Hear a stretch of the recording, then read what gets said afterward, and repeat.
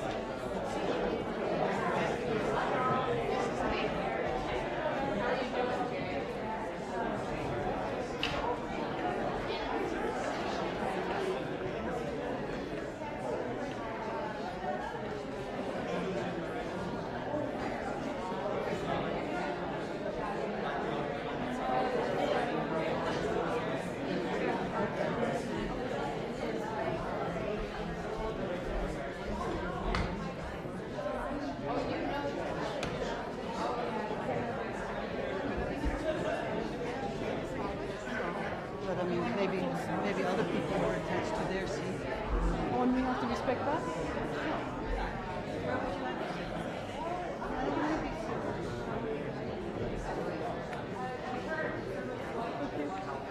I guess I thought we did one more time.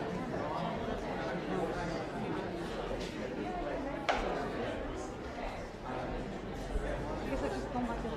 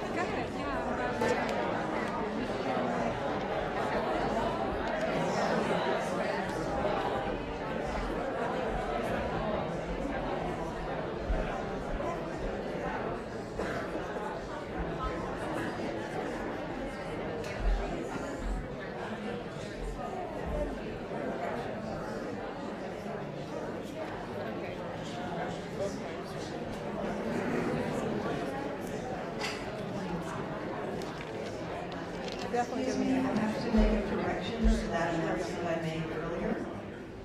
Sorry. The NASW credit, the CEU credit, is more complicated than I was led to believe. There are 38 states that allow accreditation through NASW. New York State and New Jersey are not two of them. So if you thought you could get credit that will work in New York and New Jersey for this, I'm sorry if I misled you. If you're from another state, we can help you out. So you've got to know the regulations in your state. Eventually, the JPA will have the authorization to give a more robust CEU, but we haven't gotten it yet. Sorry to mislead you.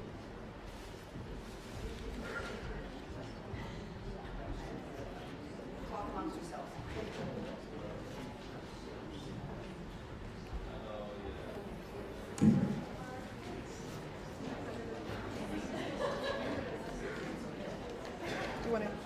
Shall I try it? Can you hear me? Okay.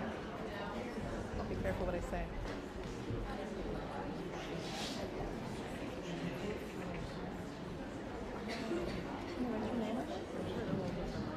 Oh, I have to hold the mic too. Okay, good to know. I didn't know that.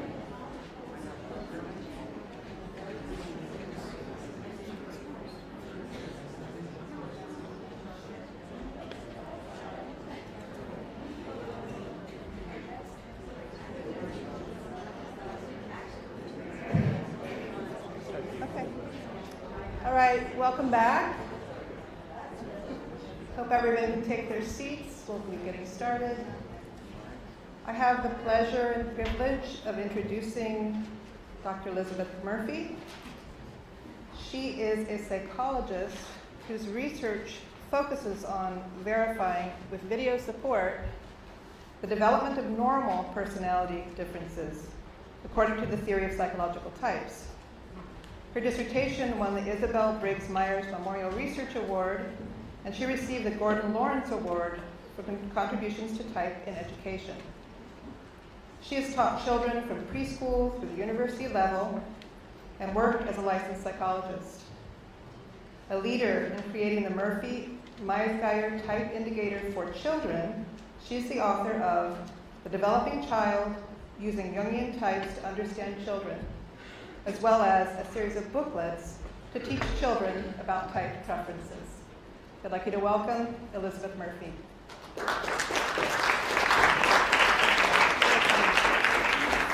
Thank you very much. I'll let you get on. Well, transfer the, No, transfer the. I have my own, so I think you're good. But thank you. You know how it is when you find something really cool, you have to tell everybody else about it.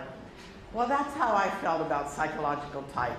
When all of a sudden I discovered it, and it was like, oh my gosh, my two kids are fine. You know, I have a ESTP son and an INFJ daughter.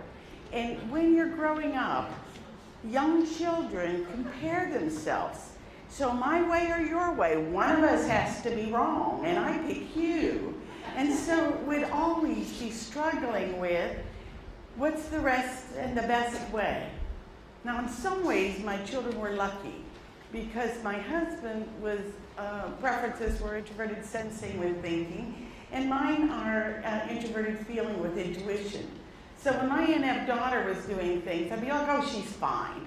And my husband thought she was just in mortal pain and was going to have all kinds of trauma. When my son, as he was doing things, and I'd be like, oh no, he should be doing this and he should be looking at things this way, my husband would be like, oh, he's fine. He's fine. So because we as parents knew intuitively and from our own life's experiences that they were okay in their own way of getting things done, then all of a sudden, the theory began to meld into reality. And it became a job to say, how can we take this information and really help people develop? And if we're going to help people develop, we don't have to wait till they're 40.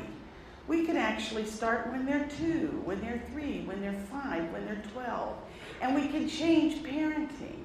I'm excited to death because we are at the point in history where we have the first generation of adults who knew about these preferences who are now having children. So that when they're evaluating the behaviors of their children, they're able to see it through the lens of preferences. And then when they have that lens, they can better identify when is a behavior just a different style and when is it inappropriate. When is it something they really just shouldn't be doing? So in order to track development, we started taking videos of children as young as 6 months and keeping them for as long as we could to see how does the expression of extroverted sensing look at 6 months, at 6 years, at 16 years, at 26. So we would pick up people by their current age. So we had some that were 11 that are now 25. I'm going to show you some 6-month-olds that are now 13 and 14. And some that were 8 that are now in their late 30s. But we're hoping over time Did I do something? We're hoping over time that what we'll be able to do is have a library that says if you want to see what the expression of introverted sensing looks like in a very young child as opposed to an adult, here's a way to look at it. It also allows us the privilege of making these hypotheses about children now, but then tracking them through adulthood where they'll be able to confirm or not confirm the accuracy of that hypothesis. So I'm going to share with you observations, and you are most welcome to see something different in them, to agree, to disagree, but I can tell you now that I use it with families all of the time to decrease tension in the home between differences. So we will look at development through videos. We'll look at that pattern of development that happens, because type is only one piece. It's not the whole person. It's just one piece, but it's a powerful piece in my estimation. And then we'll look at a few ways to enrich the environment so that you can encourage the development of that part of the individual, and some things you can do that will impede the development for the individual that we tend to do without even realizing it. So Jung said that basically we're bound by our own biases. So that's what you're going to hear. You're going to hear the bias of how I've perceived this data. And that's why if you feel like you can see something different, I encourage you to explore that option. It's also that a theory is only a theory. You'd like me to try a different one? I could think I like that plan. All right, let's do this. A theory is only a theory until we find something that makes it need to be revised. And I love the idea that, well, this is the best we know now. But if we know better as we age, then let's take that better learning, that better insight, that better knowledge, and apply it. And so we fine-tune the theory to a greater level of accuracy. So it's where we are now. So if you look at the whole personality, all of the pieces working together, like an orchestra, and that each of the instruments in that orchestra have to be cooperatively engaged. Type is one of those instruments, only one. So it cannot be the defining factor per se, but it certainly can be a powerful addition to the development of the entire individual. So this is hypothesized, but here's what I think happens. When Jung talked about an iceberg representing what we have in conscious versus what we have in unconscious, that so much more of the personality is in the unconscious driving us, that makes total sense to me. Behaviors have told me not so much, but that when we work with a young child, we see that. So this is my iceberg. Okay, that's why you had to see a real one first. This is my iceberg. And I believe that those functions are at the cusp between consciousness and unconsciousness. And then each one of those functions, all of the 8, so putting the E and I with each of the functions, have an aura of energy around them. And that aura of energy is either unconsciously driving you, or you have brought it up to a conscious level and you have conscious control over it. If you have conscious control over it, you can manage the energy of that function, but you can't change it. So if you were born as an introverted feeler, as I was, I can't be an extroverted feeler as a leading part of me. Can I act in extroverted feeling ways? Absolutely. Can I manage my behaviors? Absolutely. Can I manage the energy that goes with those behaviors? No. So when I'm doing things that match my style, it's a no-brainer. I can just do it. So as an NF, I do not use intuition and feeling to do my taxes. I use sensing and thinking skills to do my taxes. Can I do them well enough not to get audited? So far. So far. Do I like that kind of work? Not at all. Not at all. And when I'm doing it, it's like, leave me alone, everybody, I gotta concentrate. Don't call me today. I'm busy this weekend. And it's like, clear the table, clear the space, make room because I have to focus here. Why? Because it's not my natural side. It's the side that draws me and requires more energy. But when I'm being myself, if you want to brainstorm another fairy tale to write, let's write 10 of them right now. I mean, it'd be no big deal. And yes, we can go out tonight, and yes, we can have friends over the next weekend too, because it's about that energy drain. So when we can teach young children to understand and respect their natural path of energy and we call it the stretching side. When you have to stretch and put a whole lot more effort in order to be successful, they understand it. I said it got to when we worked with a group of second graders and we would talk with them about their stretch side and their strong side. And instead of when they had a hard time getting work done, instead of saying, I'm too stupid, I don't get it, I'm just dumb, they started saying things like, oh, well, I'm on my stretch side. You must be on your strong side, but I'm on my stretch side, so it's a little more work for me right now. But nothing related to whether I could achieve the output, which is what we want. Those functions can remain in that unconscious unless they have an opportunity for development. And I think that the world gives us the opportunity for development, but we can shut it down, we can ignore it. If you ignore and never develop those functions, you can chronologically age and still be very immature in terms of being driven only by your inner preferences. Control, bringing it to consciousness, is what allows us to make choices in how we're going to respond. Sometimes things get put into that unconscious because we didn't have these tools for processing data, the perceiving functions, S&N, or for analyzing and evaluating that data, TRF.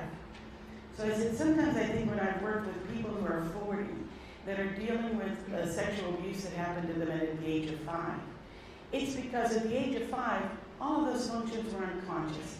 They couldn't do a thing with the information or the decisions. So the personality is a very taking care of you kind of operation. And it basically said, you know what? You don't have the tools to do this yet. I'll save it for you. Just saved it in the personal unconscious.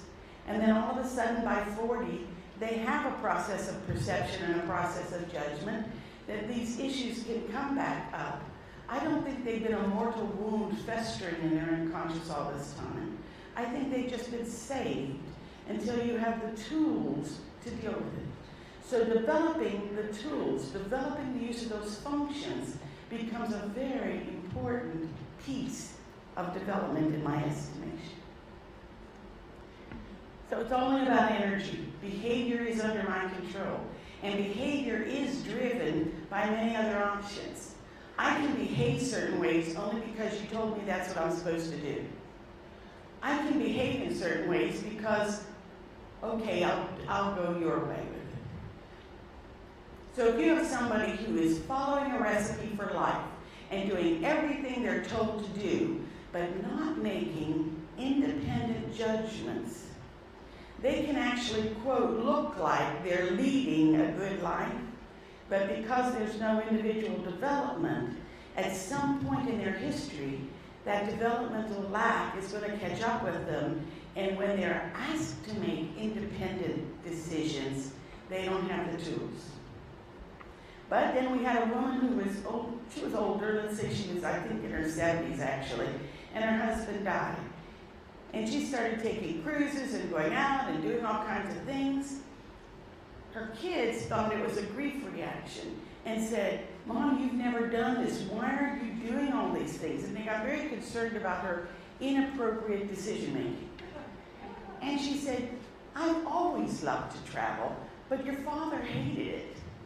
And I loved him enough that I didn't care, so we just stayed home, but he's not here anymore, so I can travel. So what I want you to hear is you can manage your behavior for many reasons that have nothing to do with psychological type. But if type is never developed, then you don't ever have those tools to use them when you need them. The balloon analogy works for me, and I hope it works for you. Have any of you ever remembered children or grandchildren where you had those long skinny balloons and you had to blow them up? The first time you blow up that balloon, you're like, just trying to get it to blow up. You let the air out, you blow it up again, it's still, but by the 50th time, you just go, and it blows up. So if you think of the function in the unconscious, and that when I bring it up to consciousness and use it, it's like I blew up that balloon one time. Now I don't need it anymore. So the air comes out, and it goes back down and waits in the unconscious until it's ready for use. But if I use it, and use it, and use it, I may go for a time when I don't pull upon it. But because I have used it in the past, I have accessibility to it. But if I don't use it, if I just do what you tell me to do, then I could be 50 years old and I'm blowing up that balloon for the first time. You see the difference? So I always like to take that theory and translate it into something that makes a difference for families. So I am telling you, from the time a child can turn their head, by the time they are sitting up, I am making them make choices. Instead of saying, come on and sit here, honey, come sit by me. Here, honey, I've got your water and your milk all ready for you. I say, do you want this chair or this chair? And they look at the two chairs. I have no idea what data they have taken in. I have no idea what decision-making style they're using. But by the fact that they look at those two chairs and say, this one, they used perception and judgment. So after they sit down, and it's like, do you want this fork or this fork? Do you want this glass or this glass? I'm always going to give them options, because options require them to process that data independent of what they think I want them to say. You see in the analogy of the car, I know a lot of times when they're talking about who's in charge. And if your first function is leading you and it's supported by your second function, and you have your third and fourth function in the back, we get that very clearly. But if you put 10 years on everybody, now all of a sudden, Dad's still driving, Mom is still reading the map, but Junior's now 20 and Baby's now 12. Give them another 10 years. And now Dad is 52, Mom is 52, Junior is 25, 30, and Baby is 20. Now you have someone in the back saying, instead of, come on, I want to do something, you have someone in the back saying, you know, going over the mountains is hard for you to see. Let me do it. Let me take charge on this one. And the third function comes up, takes charge. When the job is done, they say, okay, Dad, it's your car again, and they let the lead come back in. So as we age, all of our functions age with us if we allow them. But if we don't, they're going to just stay in that back seat, immature, and unable to be supportive in the whole process of development. Many times when people describe development, they describe it more sequentially. That first you're dominant, then you're auxiliary, then you're third, and then you're fourth. But I really see it's much more of a spiral and combining spirals. So I have a spiral of my feeling function, and it develops at this level, and then enjoys itself, and then develops at a new level, and then enjoys itself, and then a new level, and then a new level. And so it's constantly developing. But while that spiral is going, so is the spiral for my intuition. And so is the spiral for my sensing and my feeling, my thinking. I can ignore any of them, but it looks very different. So a feeling function in a very young child, in that naive kind of way, is like, you're my friend and you're not my friend. It's pretty black and white. And if you're my friend, you gotta be like me, because I like my friends like me. And I'm gonna show you a dilemma where that's expressed in the videos. As they age, they start to go, well, you can be you, and we're not the same. You're different than me, but and it's okay that you're you. I mean, I'm kind of really glad I'm me, and you go your way and I'll go mine. So now there's this cognitive appreciation for difference, but not necessarily a mutual use of those differences. So the next level of maturity of that function might be,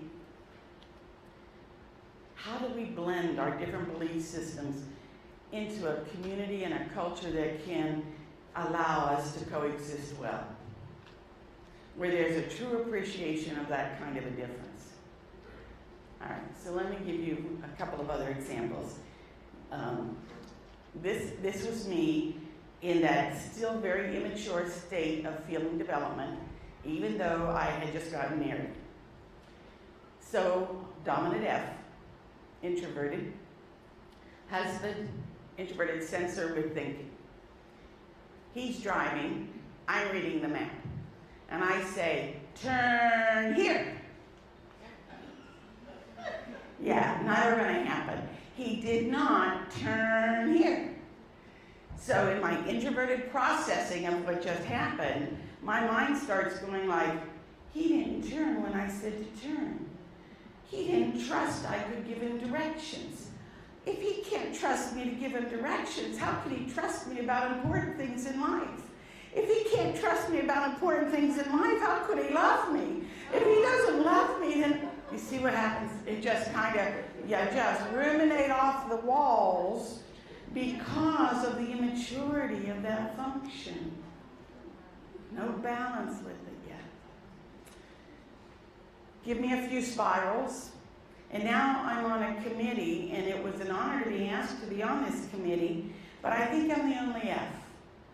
So I'm going into the meeting, and I know it's going to be a lot of very direct questioning, T-style, okay? I stood outside the meeting room and did Lamaze breathing activities before going into the meeting. Lamaze breathing activities are to prepare you to give natural childbirth. But I had to steal up extra energy to be prepared because my F hadn't developed to a point yet. Well, guys, I gotta tell you, I could go into that meeting now and I'd be giving it as well as getting it, and there'd be no problem at all. It doesn't happen overnight. It happens only because you use these preferences, and you use those preferences because you're aware of them. So although 4 are developing, they are all developing on a spiral level with different amount of attention for each one. So from the book, The Development of Personality by Jung, in every case it seems to be a discharge of energy tension, whether external or internal, which produces consciousness. And I put a few quotes in there just because I thought you might appreciate a reference or two. But the idea is children are not born with a developed personality. They have to have the freedom to develop it, because otherwise, he says, we would rob them of their childhood. We need to have those clear opportunities for using preferences. But every time you get a child who just obeys you, they're not using their own internal judgment. They're not using their own internal processing. So we are not having any development. We're just having obedient children, or children who follow a recipe for how to solve the math equation. Isn't a child who's thinking through the problem. Okay? But I also love that basically, if there is no issue, there is no development. So when we have families who are trying to protect their children from ever encountering any kind of life issue, those helicopter parents, they used to be there protecting their child. I love that one commercial. Oh, if I could have had a copyright to that, I would have bought it. Where the mother is helping him shoot the baskets on the basketball court, and then the mother is helping him talk to his friends, and then the mother is over here, because she's going to be with him every step of the way to make sure the path is cleared, so he never has any tension. Well, if he doesn't ever have any tension or any issue, how is he going to resolve it? So I had a grandchild who was kind of in a consequence mode and had to clean up the table after our Easter dinner. Excuse me. So he comes out to me, he's 10. He comes out to me and says, where do you want me to put these napkins, these dirty napkins? Now, for most parents, what do? You just tell them, right? No, not if you're thinking about development. I say, that is a problem. What would you consider some options? Where might you decide they would go best? And he looks at me and goes, they need to go in the washing machine. I said, well, I definitely see that as one option. Do you want to explore any more, or do you want to follow that one? I'll just put them in the washing machine. It's like, okay. But what I'm not going to do is allow them to let me minimize who they are by just responding to those kind of inane questions. So we have to allow some of that tension to happen for development to occur. So again, complex when it is differentiated, black and white, immature, my friend, your friend, when it is not. So the two ways that consciousness arises is that high emotional attention or that aha. There will be times, and I honestly believe the second way happens more through adulthood, and the first way happens more often through childhood. But there will be times in adulthood, and maybe even some younger adults, where all of a sudden, when they look at themselves and look at where they're doing and look at what's happening, all of a sudden they're like, okay, I get it.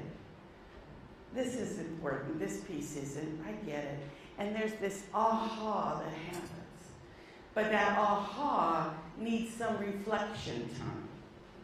And most families I'm working with right now have about 30 seconds free in their days. There is no reflection time.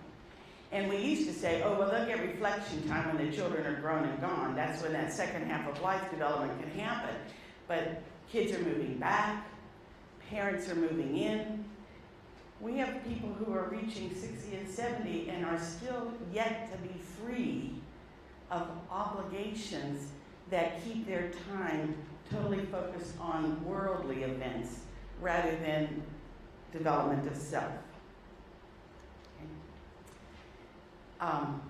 So it's a process. It's not going to happen in one step. It's going to happen in multiple steps. And I had a mom tell me last week something like,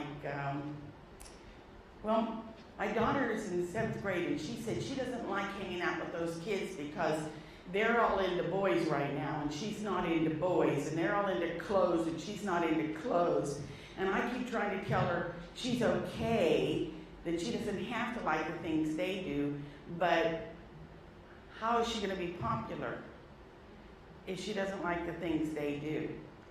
I said, well, we have two issues here, one of securing popularity and one of developing our individuality. So it might be nice if you told her that, oh, do you know the job of children and the job of young adults is to discover who they are and who they're not? And that you've just answered one of those questions. Congratulations. Now you know that part's not you. And guess what? Those friends that you're thinking right now you might not want to be with, they're doing the same thing. And so in 2 weeks, they might have a whole different perspective while they're discovering what's them and what's not them. Then all of a sudden, it's not about who's right or who's wrong. Okay?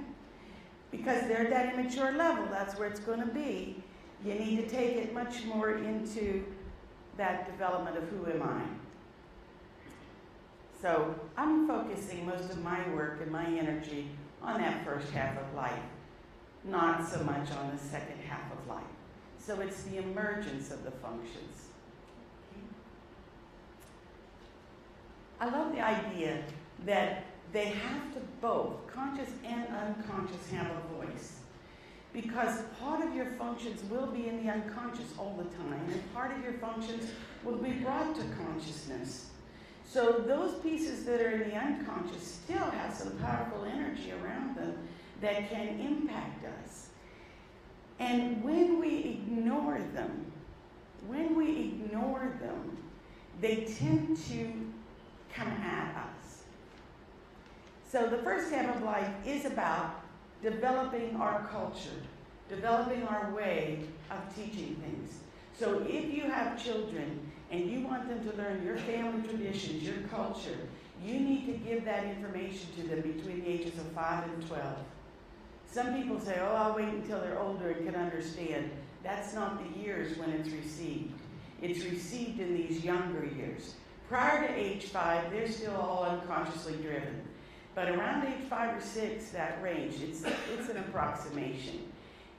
Jung said they have to quit listening to the unconscious to pay attention to the conscious world. So they quit listening to their inner voice, and they start saying things like, what am I supposed to do? What do you want? How do we do this? And they learn the rules of your culture. They learn the rules for living together and getting along and doing things in ways that work within your family system, within your city, within their schools. And then around age 12 or so, they start to come back into that awareness of self and say, okay, I got that part down now. I'm going to refocus on that inner side of me. When a function is ignored, I really believe it yells at you. If any of you have ever experienced this, where you will have a less preferred function, a third or fourth function, and you will have ignored it for a while maybe, then all of a sudden then you have this powerful urge to do something. So the crocheting story is, sensing is my third function. And all of a sudden one day I said, okay, I need to do something physical. I'll crochet a blanket. Well, I knew how to crochet, I knew how to embroider, I knew how to do all these things, but I hurry up and whip one out. I still have this driving energy to do more. So I make another one, I make another one, I make another one. Well, I'm one of 8 children, so I have lots of nieces and nephews, and I was able to give them away to all their school, college colors that they wanted for their dorms. But then my sensing side said, oh, that's good, I've had enough, thank you, and went back down into the unconscious. And I still had a nephew from Indiana that didn't have his blanket. I was like, oh, bummer. Now I would come home at night and I would look at that yarn and I would go, oh, I have to work on that thing. I need to do this for it. And I had all the skills. I had been just putting them out overnight practically. Now this is work. Why? Because it doesn't need any more focus. It said, thank you, that was enough. It's gone back down. So now for me to pull that up and use it is more energy draining. It's a good thing that I am a dominant introverted F. So he got his blanket. However, in fairness to him, I visited his apartment in January, which is about 4 years after he graduated, and he still had the blanket on his couch. So it got used, yes, that was my reward. So this is a preschool age expression of type. 2 stories for you. One is the soup story. And there was a 3-year-old and a 5-year-old. And they're having dinner with their grandmother. And this is another country. The grandmother turns to the 5-year-old who had a feeling preference and said, have some more soup. You haven't had enough soup. Eat some more soup. And she said, but Grandma, I don't want any more soup. Oh, come on, for Grandma. Do something for Grandma. Have a little more soup. I think you need to have a little more to eat. And she goes, but I don't want any more, Grandma. She goes, oh, honey, just a little more. Have a bite. What does the child do? Open their mouth and have soup. She turns to the 3-year-old who had a thinking preference and said, did you see your good sister? She took some more soup. You need to have some more soup. And the child looked at her and said, I don't want any soup. And she said, but your sister had more soup. You should take some more soup. You need to have a little more soup. She goes, I don't want any more soup. And she goes, come on, one little bite of soup. She goes, I don't want any soup. And the grandmother says, what am I to do? Well, for the F, the first child, it was not about soup. It was about my relationship with my grandmother. And in order to keep that relationship intact, I'll eat the soup. For the T, it was always about soup. It had nothing to do with the relationship. But that's the purity of those functions at that young age. For T, it's about the issue. For F, it's about the relationship. Everything is about the relationship for F children. Honestly, if you give this one 2 M&Ms and you give this one 3 M&Ms, you love them more. For the F. For the T, it would be like, you didn't count right. You know, it's just about the number. It's about the issue. So we sort them. How do we use this to make life easier for ourselves? T grandson, F granddaughter, they're both in their preschool years, and a huge storm comes through Texas, and I'm babysitting. Their parents hadn't been left them alone very often, and they both start crying and screaming because it's really howling out there. I turn to the F and I say, oh, that wind and that rain says our outdoor play is gone, but we get to do these wonderful things together inside, and we can do this and we can do that, and she's calming down, and she's fine, and the other one is still crying their heart out. So I thought, okay, F language did not help that child, so I will use T language. I turned to him and I said, you know how when you bang two things together, they make noise? Yeah. I said, well, those things in clouds are called ions, and they're just banging up there, making a noise, and then sometimes they spill things. Well, that's like the rain just getting spilled out from there being too much water in the clouds. Oh, okay. And then he was fine. But the T child needs a reason for things happening. Their job is to explore the why of things. So you give them the why. And when you don't give them the why, they stay confused. The F needs to feel the connection. When you don't give them the connection, they feel lost. So this is an example of how we conduct the research. We take the children and we give them a toy they have not seen before, and we time how long do they spend playing with it. So this is an extroverted sensor.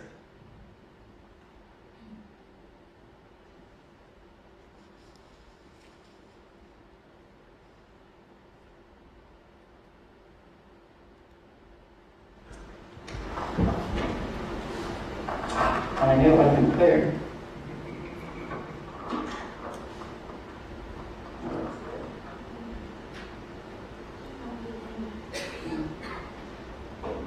So this is Amanda Marie Smith, and Amanda is 9 months old. Now, Mom, let me just put her a little too close.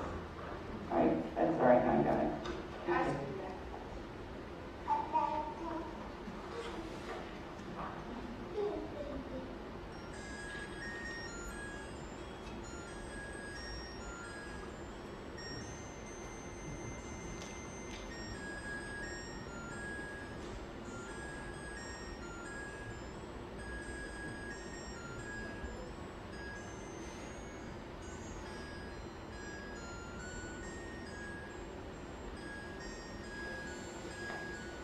If you can observe, there's an active exploration of all of the parts of that toy.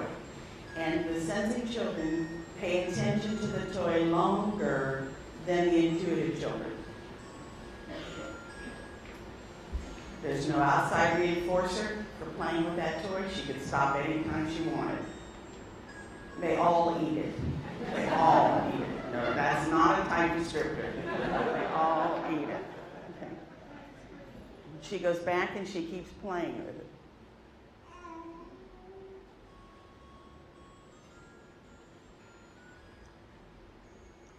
When she was 15 months old and I taped her, the toy had 4 buttons to push, and they pop up or they spin. You know, they do 4 different things. She only would play with 2 of them. And she did it for 10 minutes. 10 minutes. My arms were breaking from holding the camera. 10 minutes. Parents tell me all the time, if that were my child, I would have been on the floor saying, here's 2 more buttons, honey. Let's see what these buttons do too. But what we wanted to measure was, how long would a sensing child explore a tool independent of any outside reinforcement? And sensing children spend longer. So as soon as she looked away at the fan blowing, we stopped the time. Okay? Even though she goes back and plays some more. So this is an introverted intuitive. INTJ, actually. This is Will, and he is 9 months old.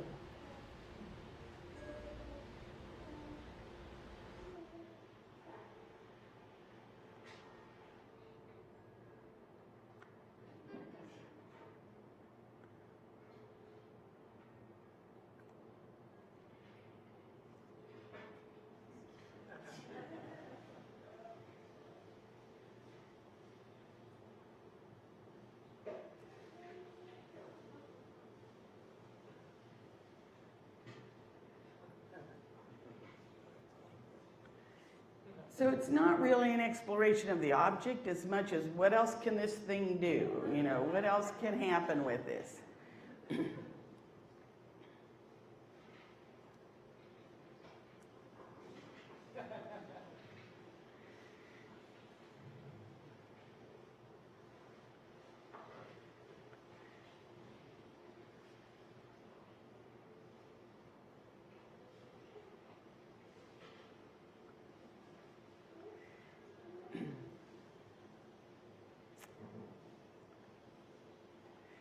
You see where he's going on? There's got to be more interesting things in life. That's the intuitive. Second attempt was the same toy. And he's up. Yeah. So what I did was I thought, well, maybe he just didn't get to truly appreciate it. Let's see how long he'll stay with it a second time. No, I saw it. I know what it was. I'm done. Nothing else there. Let me see what else is going on in life. That's the young intuitive approach. What else? What else? So how did we translate that into something functional for parents? The mom was driving from Texas to Colorado, had a sensing child, intuitive child. We said for the sensing child, get a bag of toys. For the intuitive child, make 3 bags, same number of toys, but make 3 bags. Said, pass back a bag to the child. The intuitive child finished the first bag before they had left the city. Okay? She goes, pass me out the bag, sends the bag out to the front. She sends back a second bag, redistributes things between the 2 bags that are left up front. The child keeps playing. By redistributing those toys so every bag was like a new bag because it had different items in it, he lasted all the way to Colorado. But otherwise, it would have been done right away and saying, what else is there? That's that intuitive drive. What else is there? I want to find out all the things that are wonderful in this world. And the sensor is saying, I want to find out how wonderful this personal object is in the world because of that present focus. So now this is school age. And with school age, I'm going to show you an example of T language and F language. So with the T language and the F language, these kids are 9 years old. The F is going to show us the impact on culture, on socialization, and how we teach our kids. But what we do here is we give them a moral dilemma, and they have to solve it. And the moral dilemma is a version of the Heinz moral dilemma. So we just say, you were given a birthday present, it's something you always wanted, but your friend tells you a secret that it was stolen, that they shoplifted it. What do you do? What do you say? And so the first answer you're going to hear is an F. And I'll tell you, both of her parents are T.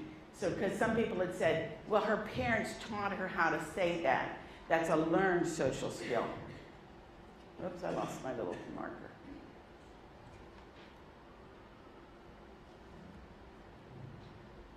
Your friend, that the gift is great. Your friend tells you a secret. The gift was free because it was taken, shoplifted from the store. Your friend brags how easy it was to sneak the gift out of the store without paying and without getting caught. What do you do? What do you say? I say, thanks. Where'd you get this? And I would take it back. Okay, you would take it back. And do you tell anyone else? No. Why not? I tell my mom and my dad.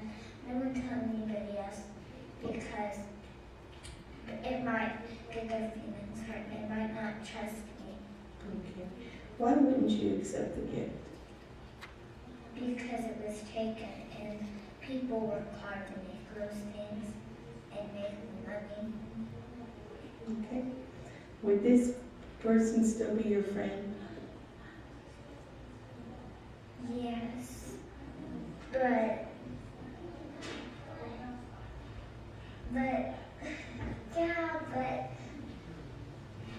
I wouldn't really. I'd still pay attention to them, but I wouldn't hang out with them. Okay. And let's say when you didn't take the gift, your friend got really mad at you for not taking the gift and started calling you names and insulting you. What would you do or say then? I'd say I'm sorry you feel that way about me, but what you did was wrong and you don't need to be doing Was your friend a girl or a boy? that. And how old was your friend? 9. And did you answer those questions the way you really do it or the way you know you feel that you're supposed to do it? Probably half of each. Half of each? What half would be the part that you would really do? The part where I was supposed to do it, Mhm. and the part where I feel more. No, the part where I really would do it.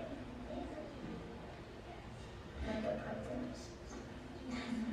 Okay, what part wouldn't you do? Really? What part wouldn't you say really? I'm sorry for talking about me. You wouldn't say that? No, I get really mad. I'm a busy temper, but I really mean I tell. Okay. I'm going to go straight into Alex. This is the T. All right, well now I'm going to read your little story and see what you decide would be the best answer, okay? If, again, anything you say is fine, there's not a right or wrong. Let's say it's your birthday, and your best friend just gave you a really special gift. You love it. It was something you've always wanted. And while you're telling your friend that the gift is great, your friend tells you a secret. The gift was free because it was taken and was shoplifted from the store. Your friend brags how easy it was to sneak the gift out of the store without paying and without getting caught. What do you do? What do you say? Well, I'd ask him why he stole it. And I'd try to find out what store he stole it from so I could take it back. Okay. And what would you tell the people when you took it back?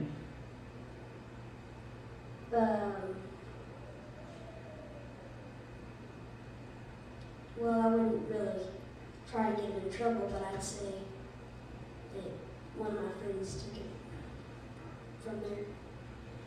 Okay. Would you tell anyone else? Maybe, I don't know. Yeah, probably. Who would you tell? My parents. Do you keep the gift? No.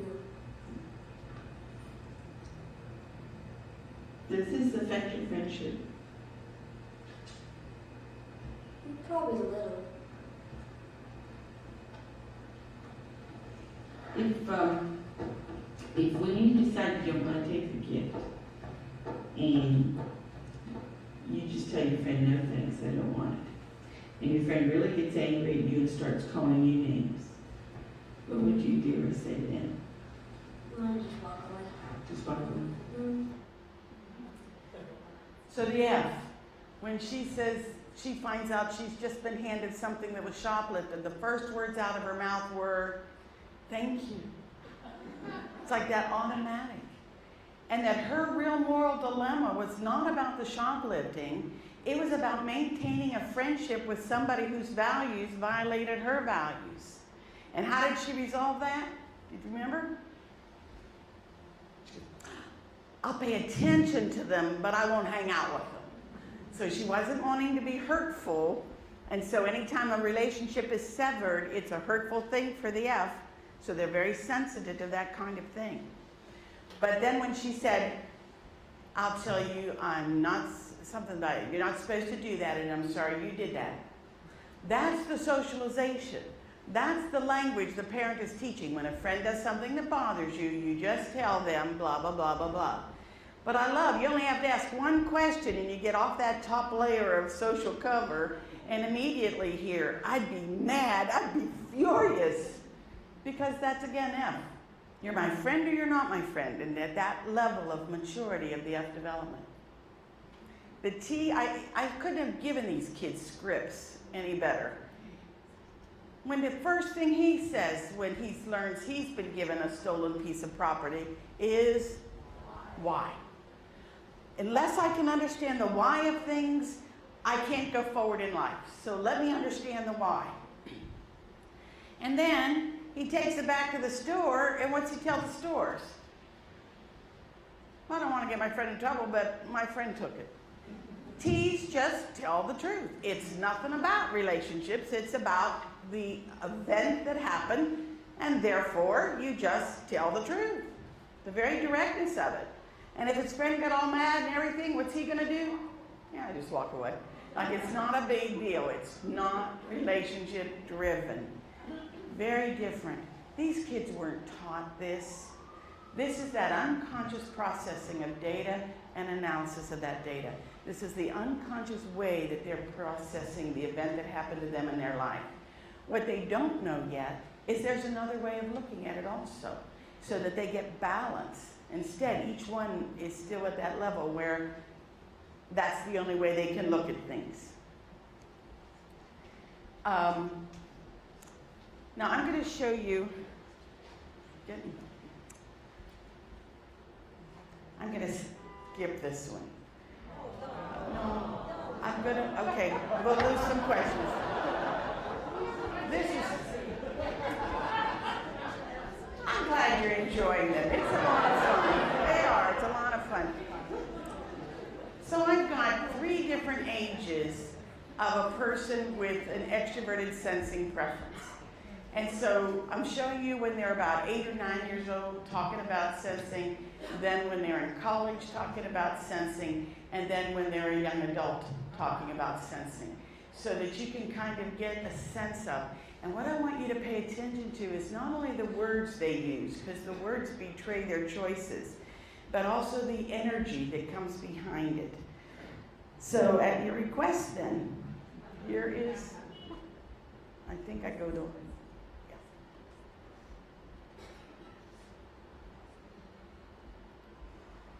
Show her what you want.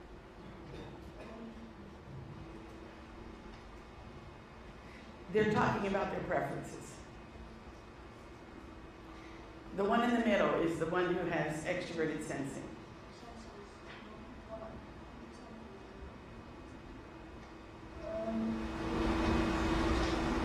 Both girls have an introverted preference. Do you see any of the characteristics that you would say are really not like you at all?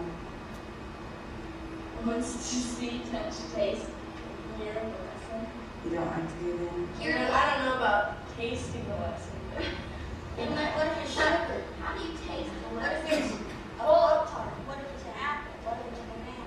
Oh, I remember how you taste the lesson. Oh yeah, That's one time we had to digest food and stick it in our mouth and wait till it melted and oh, that was gross. And she said, and then we had to taste, feel, touch, and things in science experiments and Lynn's class and the fourth grade teacher. Not fourth grade, not. Anyway, we had to, she gave us sugar, salt, plaster of Paris, flour, all that stuff. We had to taste it and see, try to figure it out. That was called disgusting. But in this thing, it says, wants to see, touch, taste, and hear the lesson. I was in the store, I was pick up a toy and carry it on. You can even say you pick up anything in the stores and play with it. And memorize, what do you think I'm doing? What do you think? I can't remember to do stuff, but I can memorize mine. I still like it. Good, Aaron, that's what's up. What makes you and Aaron so different there? Michelle, what makes you and Aaron so different with this? I don't know. What?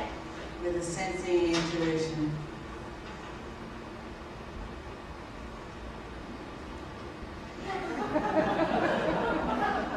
I know.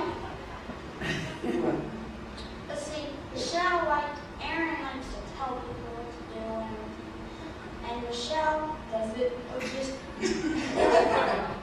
I tell Michelle what to do, I tell Keith. Aaron would like, But that's not our sensing and intuition. Aaron would like to do a new job. She would get bored doing the same old job. But with me, which I'm sensing her both the same way, I don't mind doing the same job, except for one. What job is that? Unloading the dishes. Mm-hmm. You like doing that job? No. He talks so much, all the words get mixed together. This one, All right. So that extrovert sensing need for action. Now, when the two people had to sit and reflect, there had to be action. So that's when you get this kind of play going on. And that when any information is acquired, it must be supported with examples.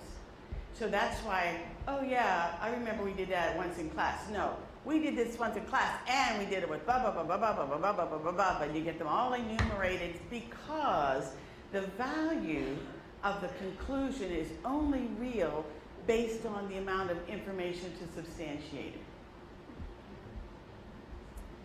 All right, so now we'll look at them as adolescents.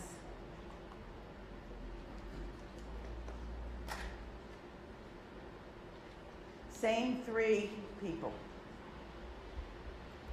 Uh-oh.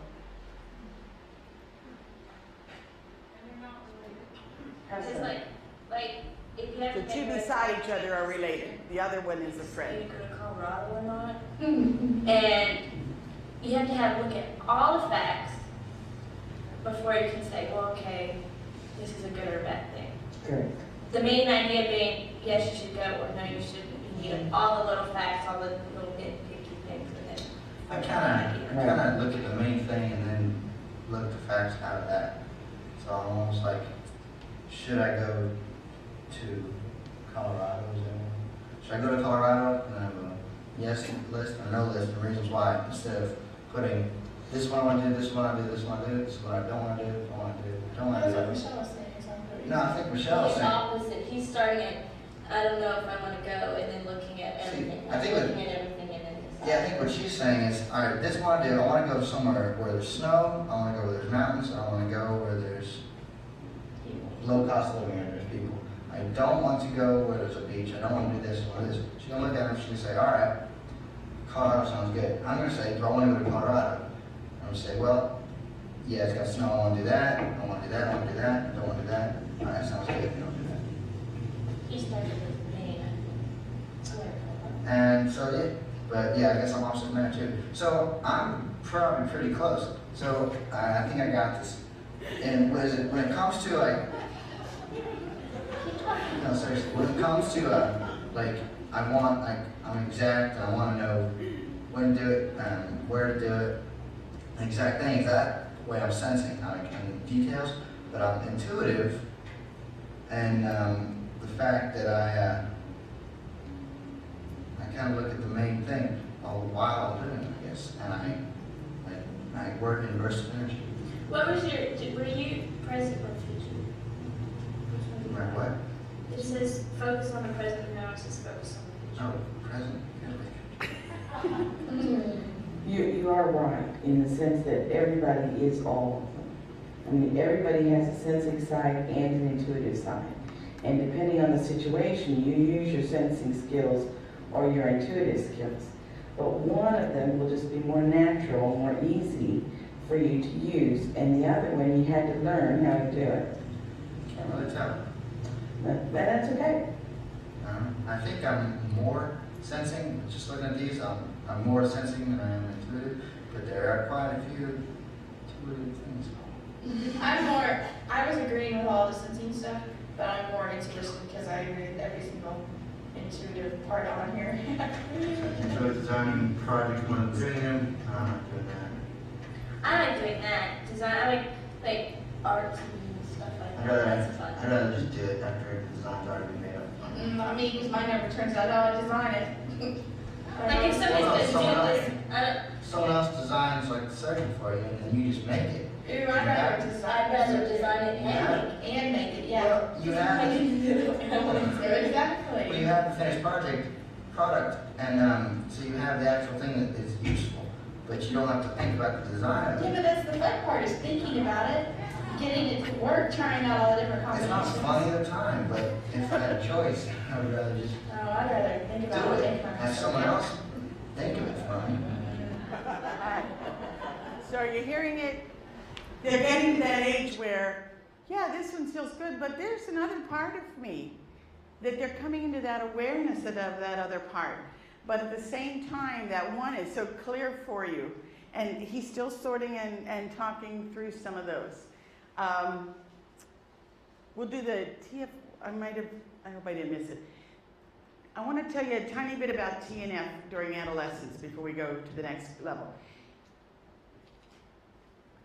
During adolescence, there is a need for independence from all types. But T's come out of the womb independent. They really do. They only ask permission when they can't do it on their own. And if you ever try to help even a 2-year-old and they think they can do it on their own, they're like, no, me do. Because they want to just take care of life on their own. And if you help them and they only help them with this little part and then they think they can do it, they don't need you anymore. They want to be independent. F's have spent their whole time connecting, establishing relationships. So now during adolescence, they have to become independent. For them to become independent is a real struggle. T's have been doing it all along. It's no big deal.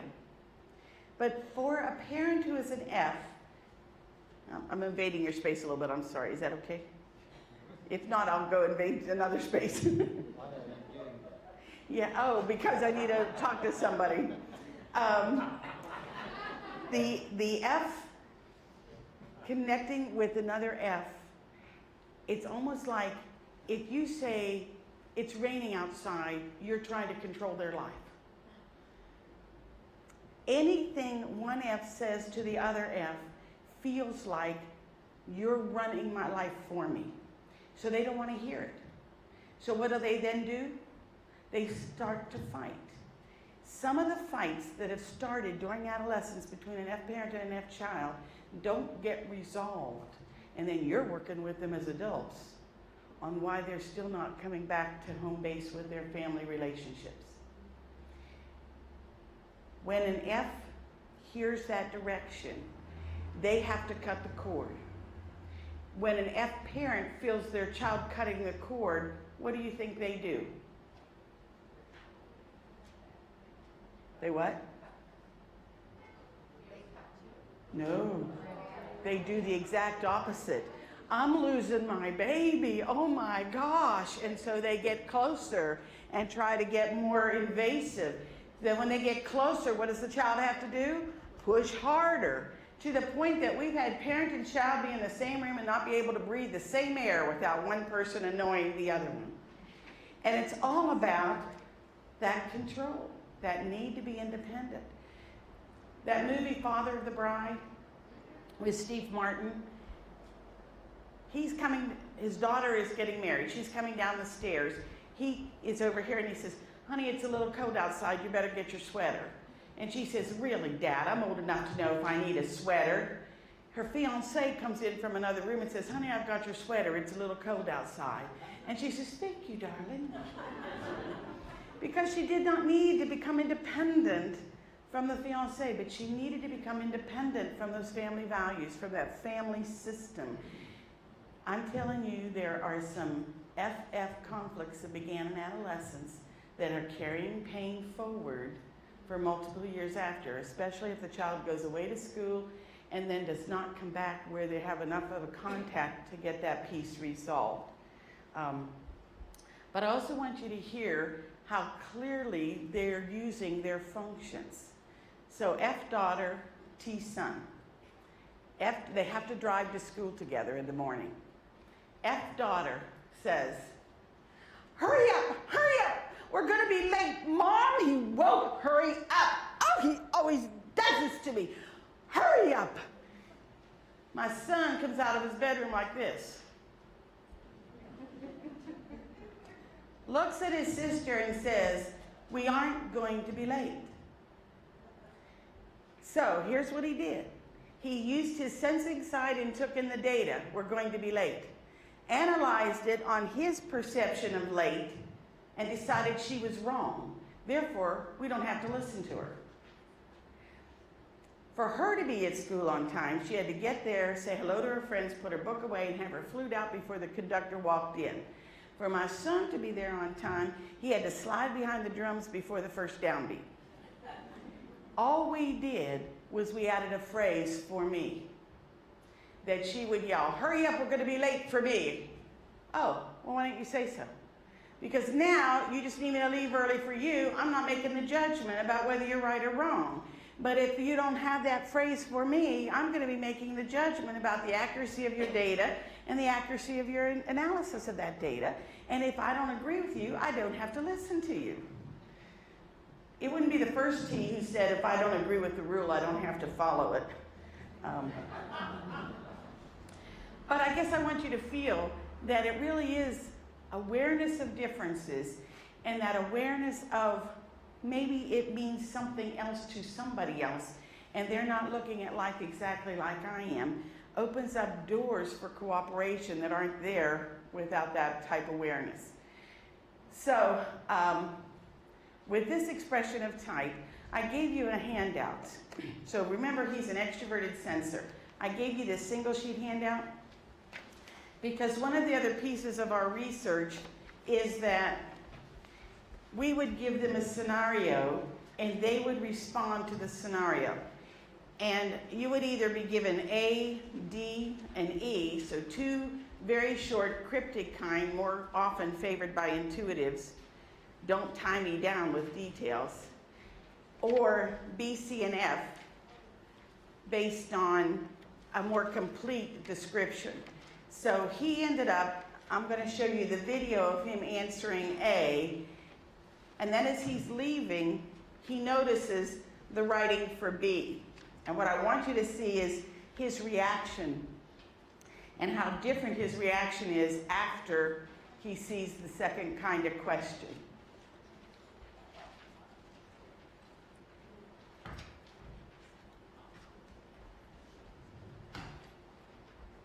I'm recording this a little potentially show that it is recording silence to help people better understand the differences. I'm going to start out by asking or reading you some options. I'm going to read 3 different ones to you, but I'll read them to you one at a time, and I want you to react to each one individually. Okay. You were just given a partnership in education grant for $25,000. It is your discretion to watch it happen in any way you wish. What would you do?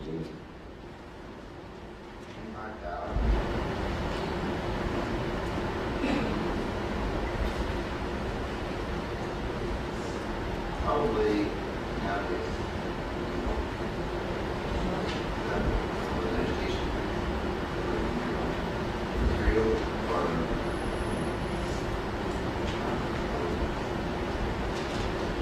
It's an open-ended grant. It's your discretion to use the money in any way you wish.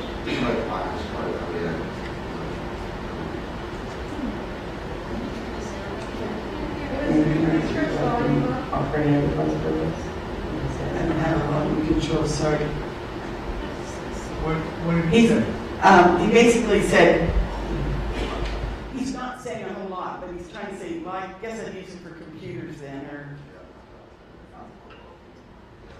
and then I'd give it to some athletics, not the football team. My question on this end, I have 20 computers. I must not have been listening when you said that.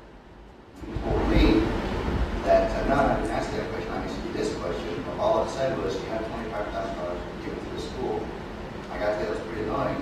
That's why I kept trying to ask you, I was like, well, what about this? Do you guys want budget proposal? Do you guys want actually material equipment? You wouldn't know the answer. So that's why I came up with that. And really, it was a pretty kick-boxing question, trying to get that, which we were getting anymore. And the other question about the lady who, or the guy who won the money, give it to his mom because she likes some certain things. She's kidding, that was it. So I was making the comment when I saw these questions, like, oh, how do you ask me this one? Why didn't you ask me this one? I could have handled it. So the other part of that question is says they have all kinds of stuff, does exactly what they need. So what happens is that when they're using, his son decided I did not give him adequate information for making the decision. He didn't say, give me more information. He said, all right, you made a decision. But when he saw the question that was more complete and had all that other information, now you get that high energy affective response back, which is, now this I could have done. Why didn't you give me this one instead of the other one? So that we now can sometimes just say to people, would you like more details or is that enough? If you would like more details, I can give you more details, or is that enough? So I've been given the clue that that is all the time we have.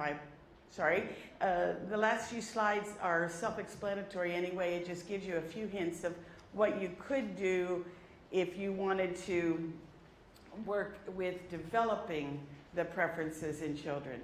I think it's an exciting new area of type exploration for us to be able to use this as people are growing up.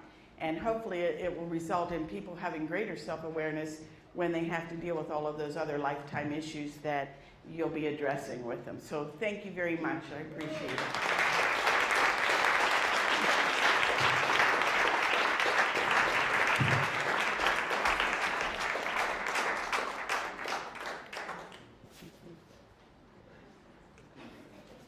No, I don't think, you told me there's no question time?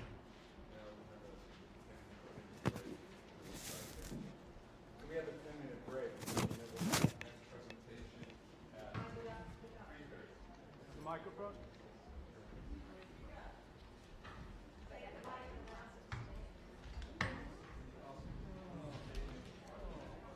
Yeah, we'll have a 10-minute break, and we'll start the next presentation at 3:30. But anybody who wants to stay and ask a little bit of questions, she's graciously offered to stay here and answer them.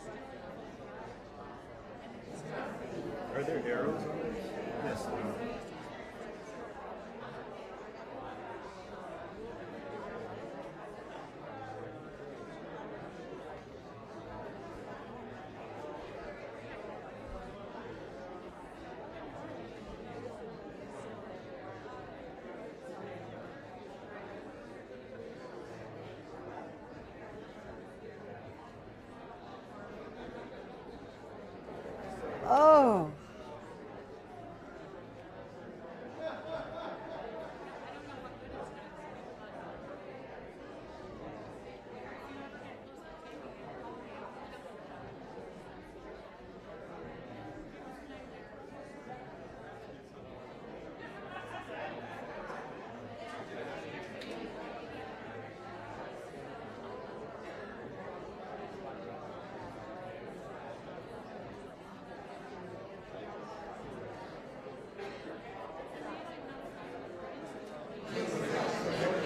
One, two.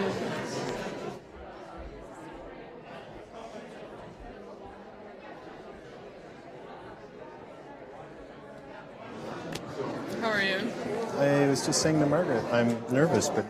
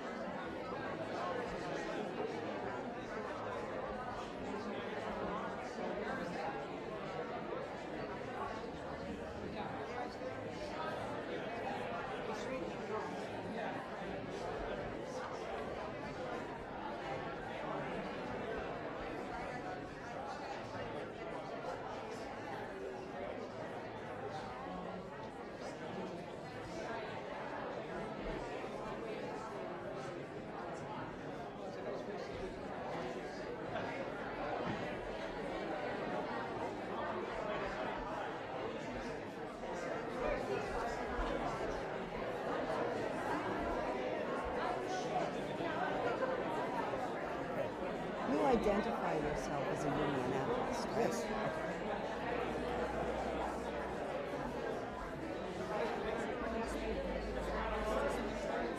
Yes. Yes. Okay. Okay. But you don't want, do you want me to speak into this as well? Oh, because this is for the feed. I get it. I get it. Oh, I so get it. All right. Right there. Yeah, I get it. Yes, one test, one. Yeah, be careful. John kept moving away and he would come and go, so.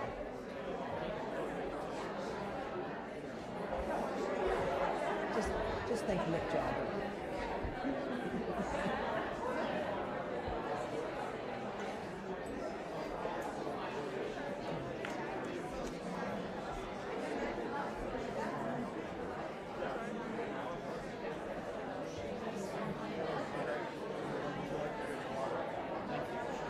Got it. Michael, go round people up. Go round people up.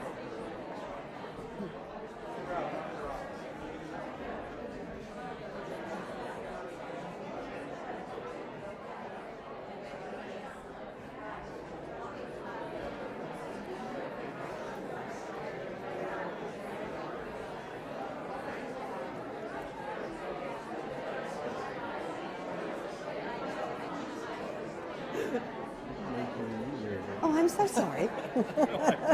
I'm trying to decide which one I can scroll up better with. No, I'm actually fine.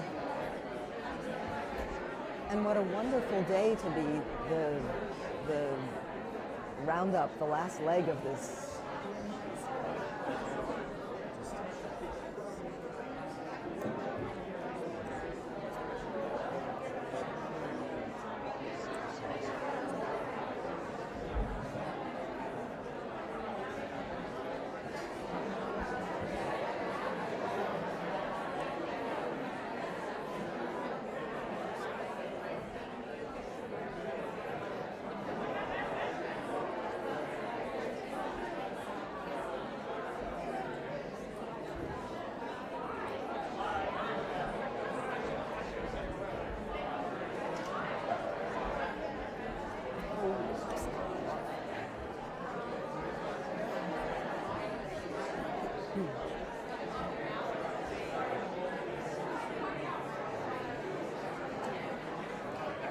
Okay, we're getting ready to start the last leg of this relay.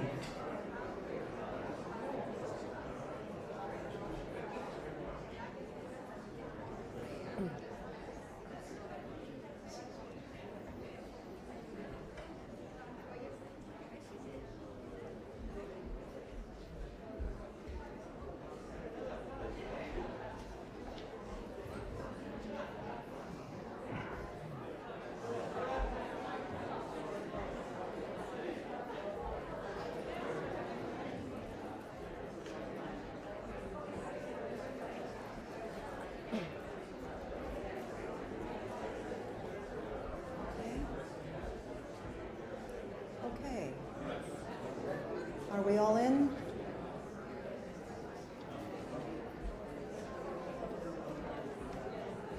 Okay.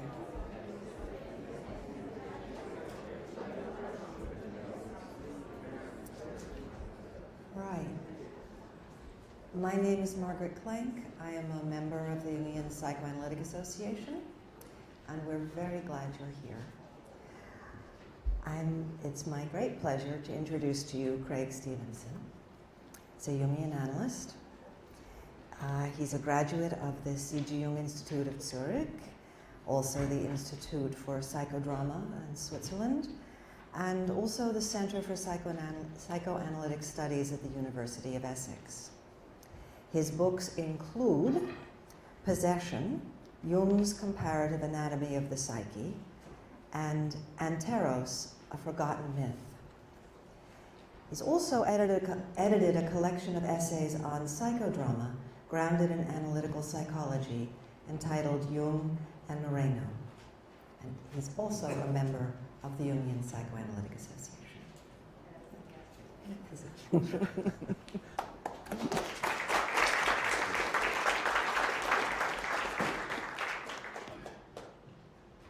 I'd like to thank the Jungian Psychoanalytic Association and the Development Committee for the invitation to speak to you today.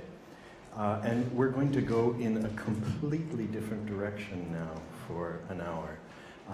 And so I've been enjoying the soup that we're creating and the wonderful mix of ideas and styles today at this conference. Can you all hear me? Is it okay? Yeah. Half our troubles, both individual neuroses and collective manias like nationalism, seem to me to be caused largely by our poverty of symbols. So that not only do we fail to relate one experience to another, but also we have to entrust our whole emotional life to the few symbols we do have. I read these words to a small gathering of military and veteran family health practitioners who met at the Canada War Museum in Ottawa in 2013 to discuss how better to meet the mental health needs of Canadian soldiers after a wave of suicides. The words may sound like Jung's, but in fact, they're Auden's. From a review he wrote during the Second World War, in which he recommended that everyone should read Grimm's fairy tales.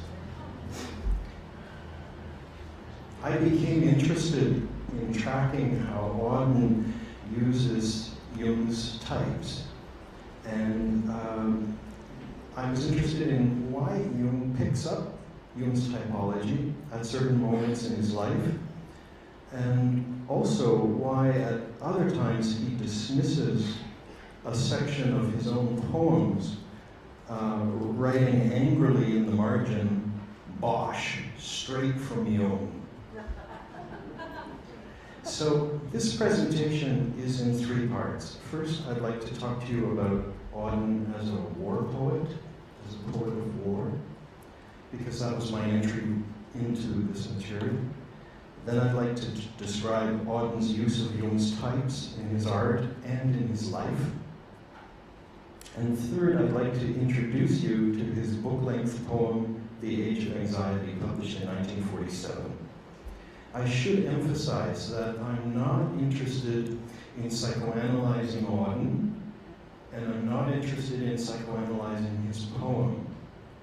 I'm interested in reporting on Auden's use of Jung's theory of types and in examining the type theory in the relation between Auden's life and his work. In this regard, Auden said, the relation of life to work is dialectical. A change in one presupposes and demands a change in the other. Now, war formed Auden's personal equation. He even names him hateful Ares. That combination of fear and defiance, fear of being afraid, that seduces Aphrodite and destroys the children of men. Reviewing an anthology entitled War and the Poet in 1946, he wrote, "Whenever man attempts to solve any kind of problem dialectically, he is in a state of peace. Whenever he attempts to solve it heuristically, Eris from the goddess of strife, he is in a state of war. A dialectical relation between two opponents means that each emphasizes one aspect of a truth or belief, which both hold in common, and that the aim of both is to arrive at an agreement. An heuristic relation means that each is aiming not at the conversion, but at the annihilation of the other. In psychology, repression is heuristic, sublimation dialectical." So Auden deliberately worked against the politically heuristic nature of his times. He did this, first of all, by writing plays with Christopher Isherwood. So they were working collaboratively to create dialectical relations in plays. And then he also wrote opera libretti with Chester Coleman. And you see the same kind of collaborative work taking place there. But I'm particularly interested in 4 book-length poems that he wrote during the years 1939 to 1945, when the world was at war. I mean, he says that the early collaborations with Isherwood and the later collaborations with Kalman were love work, and more erotically joyful than any sexual experience he ever had. Writing the extended poems, and in particular The Age of Anxiety, was solitary and arduous war work.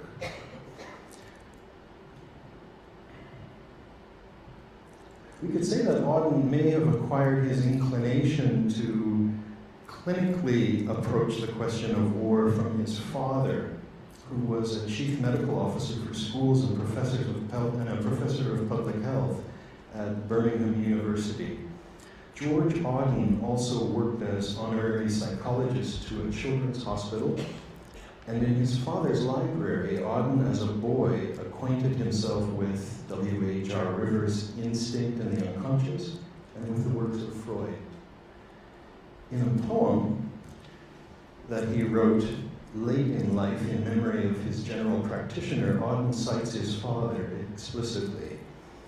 Healing, Papa would tell me, is not a science, but the intuitive art of wooing nature. Auden was born in 1907, and so his first experience of war was of paternal absence during his 7th to 11th years, after his father joined the Royal Army Medical Corps in August 1914. And Auden did not see his father again until he was 12. Very much later, he wrote about this rupture. To some degree, I lost him psychologically. I was 7, at the age at which a son begins to take serious notice of his father and needs him most. We never really came to know each other. The difficulties produced by the absence of his father were compounded by the strong personality of his mother, Constance Bicknell. Reading at the age of 15 his father's Freud, Auden recognized the tension between his very strong connection to his mother's imaginative life and the solitude of his early adolescence. On the one hand, she loved him profoundly as he did her. On the other hand, she disapproved of what she eventually saw in her third son, his loss of faith, his homosexuality, his poor grades at Oxford, his leftist politics. Auden described the resulting dilemma for himself as a child in a little unpublished poem. Tommy did as mother told him, till his soul had split. One half thought of angels, and the other half of shit. His struggle with this double bind, and you know the word double bind comes from Gregory Bateson, who coined it to describe a child's experience of a parent who says, I love you, while turning the head away. This double bind, Auden describes it as having made his adolescence and experience of puberty very complicated, because he didn't have the counterpoint of his father's calmer presence and gentle agnosticism. He also acknowledged that it was useful.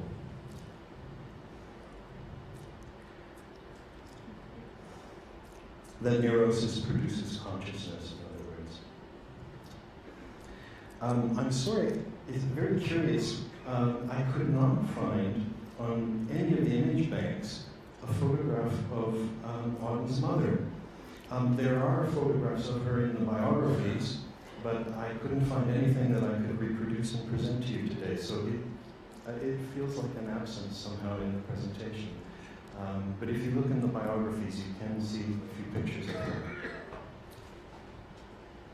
Having entertained a boyhood fascination with mining landscapes, Auden wanted to embark on a career as a mining engineer.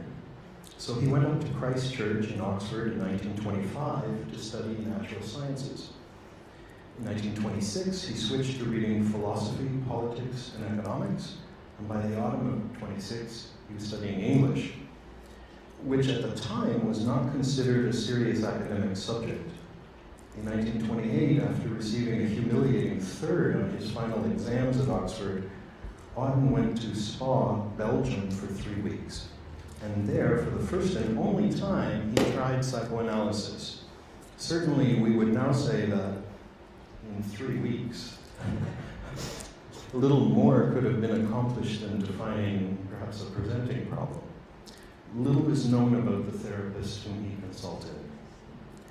After Belgium, Auden's father provided him with an allowance for 1 year before he had to look for work. And so in 1928, Auden went to Berlin. And he isolated himself from family and friends. He kept journals on his critical reading of Freud. He deliberately explored and examined his erotic life and his sexuality. As well as reading Freud, Auden learned from his new Berlin friend John Layard about the American educator and psychologist Homer Lane, who had treated Layard psychotherapeutically for paralysis. And from Layard, Auden also learned about George Grotter, the German pioneer of psychosomatic medicine, whose work provided Freud with the designation of the id. Lane and Grotter both posited arguments about somatic disease and mental disorders as symptoms of warring between the conscious and the unconscious mind, a war in which not only individual sufferers were implicated, but cultural groups and entire nations. Auden witnessed the Weimar Republic's progressive disarray, and then Auden went back to England in 1930 and taught in schools for 5 years. He enjoyed teaching. He needed to earn a living. The poems he wrote at this time evoke a kind of private life and love precariously juxtaposed against very personal and national foreboding. A description of a quiet shared epiphany of agape between friends sitting out on a lawn in summertime is juxtaposed with images of flooding, of sudden death before our eyes. The speaker asks these kinds of difficult questions. What doubtful act allows our freedom in this English house, our picnics in the sun? And the speaker has a kind of double perspective.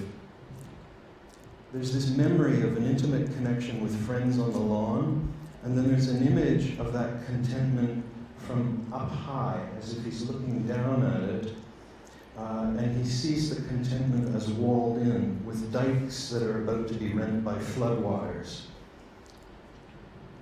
In the summer of 1935, Auden gave up school teaching.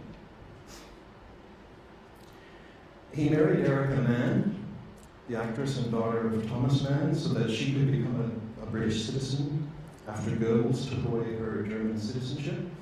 They remained married, but they never had a relationship of any kind. And at this moment, he decided to go to the war in Spain. And from January to March 1936, Auden spent time in Barcelona and Valencia in support of the Republic. He returned quietly to England and spoke very little about his experiences. But what interests me is that war is in the personal equation. He wants to go. In 1937, he published his pamphlet poem called Spain. And in an essay, a very famous essay called Inside the Whale, George Orwell praised the poems as one of the best pieces of writing about the war in Spain. And Orwell at the same time attacks Auden for using a phrase, necessary murder. Orwell says this is rhetoric which is complicit with Stalinist words like liquidation and elimination. Orwell identified in Auden's Spain an amoralism, he says, that was only possible for those who are personally immune. Orwell's attack stung Auden, and Auden eventually rejected his own poem on similar grounds. To what extent was he as a citizen still personally immune, not changed, not infected, not altered by war, even though he went to bear witness to it? And to what degree did his sort of airman's perspective from a great height render his poetry susceptible to intellectual abstraction and to a kind of rhetorical inauthenticity. That same year, Auden and Christopher Isherwood received a commission to write a travel book about Asia. What did they decide to do? Well, Japan had just invaded China, and so they decided to travel to China to witness firsthand the invasions by the Japanese Imperial Army. They traveled by ship from England to Hong Kong, and in February 1938, they entered China by way of Canton, visiting Hankow, Xi'an, and the front lines. And the book they published is entitled Journey to a War. And it consists of a prose narrative written by Isherwood based on their travel diaries, and poetry and photography by Auden. Now the problem, the aesthetic problem that gets set up in that book, Journey to a War, Auden takes back with him as a personal dilemma when he returns to England. And the problem for him is this, that he finds himself falling into a kind of familiar role of the court poet of the left. And taking his own temperament now that he's back in England and not feeling very optimistic, he decided he had to leave. He claimed that his decision to leave England was already made as early as 1936, but it was not, perhaps not until he and Isherwood had passed through Vancouver and across North America and into New York City to catch the boat back to England that Auden knew where he should go. New York City. Auden and Isherwood left by boat from Southampton and arrived to New York City on January 26, 1939, the day that Barcelona fell to Franco. 2 days later, on January the 28th, Yeats died. Auden's first American poem as a resident alien is the Elegy to Yeats. And there he strips the Irish poet and himself of any heroic function. He writes those famous words, "Poetry makes nothing happen." But in this regard, Auden experienced his own divided self with increasing dismay. He spoke at the Foreign Correspondents' Dinner Forum, an event held to raise money for refugees in Spain. And the event was a success, but the effect on his own words on Auden was negative. I suddenly found I could really do it. I could make a fighting, demagogic speech and have the audience roaring. I felt just covered with dirt afterwards. Never, never again will I speak at a political meeting. Auden was questioning what poetry could do in wartime. But he experienced the problem within himself, how to reconcile a political conscience with what he was calling my own devil of inauthenticity. On September the 1st, 1939, Germany invaded Poland. 2 days later, Britain and France declared war. Auden recalled that he opened at random the published diaries of Nijinsky and read this sentence, "I want to cry," this is Nijinsky, "I want to cry, but God orders me to go on writing. He does not want me to be idle." And so Auden writes his famous poem, September 1st, 1939, in which he addresses the beginning of the war. The whole offense of the war, and he says in that poem, all I have is a voice to undo the folded lie. And yet within 6 months, Auden has rejected this poem. At first, he rejects the last line, "We must love one another or die," for its syntax.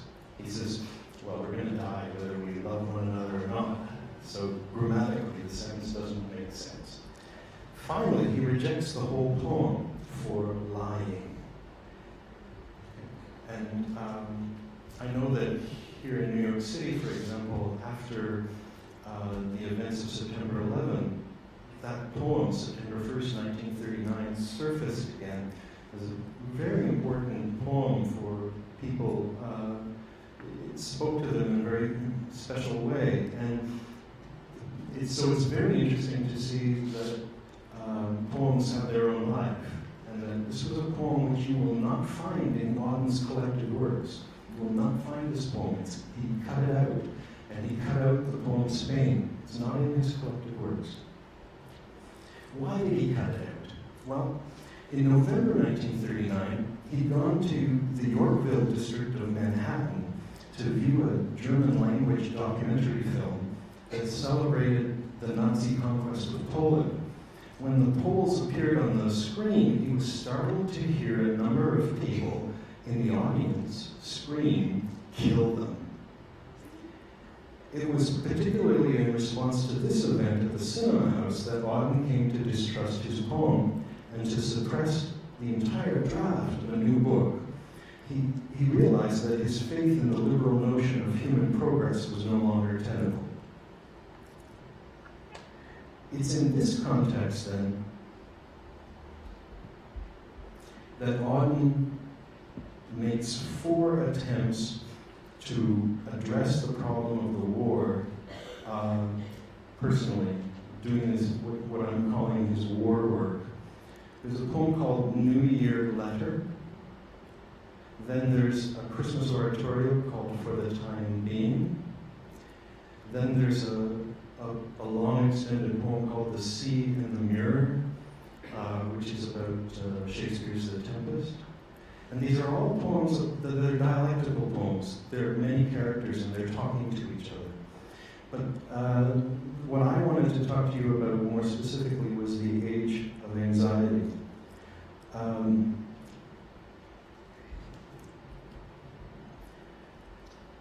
In 1944, Auden started working on the age of anxiety, but his work was interrupted by an opportunity to serve the United States War Department from May until August 1945, conducting interviews of German civilians for the Morale Division of the United States Strategic Bombing Survey.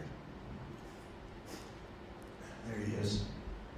Auden, his friend James Stern, and a number of other German-speaking civilians were given military uniform and rank and traveled to cities including Kempten, Nuremberg, Munich.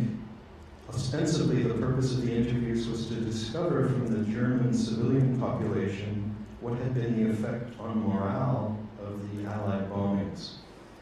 Auden valued the opportunity to contribute as a citizen, but he remained skeptical about the work itself. We asked them if they minded being bombed. We went to a city which lay in ruins and asked if it had been hit. We got no answers that we didn't expect. Just the same, the travel within Germany permitted Auden to make inquiries about the attempt in 1943 to assassinate Hitler and to visit hospitals to which Jews from concentration camps had been moved. And in August 1945, Auden returned to New York City and went back to work on his poem, The Age of Anxiety, which he finished in December 1946.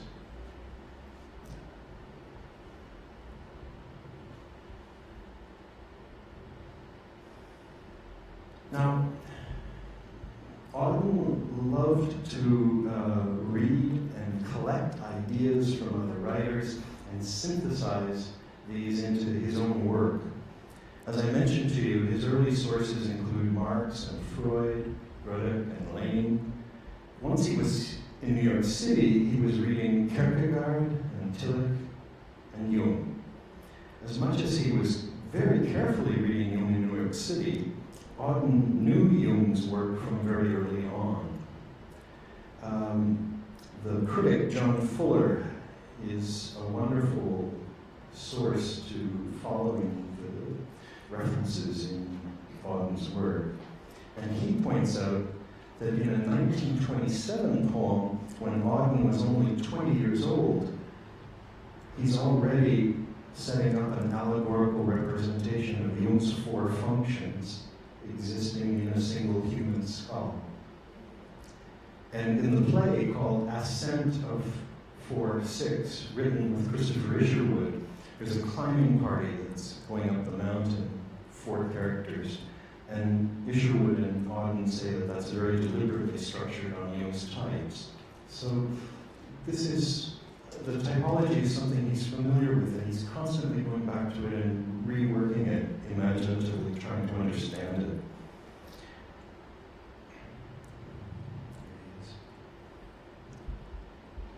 I've skipped something. Yeah, okay.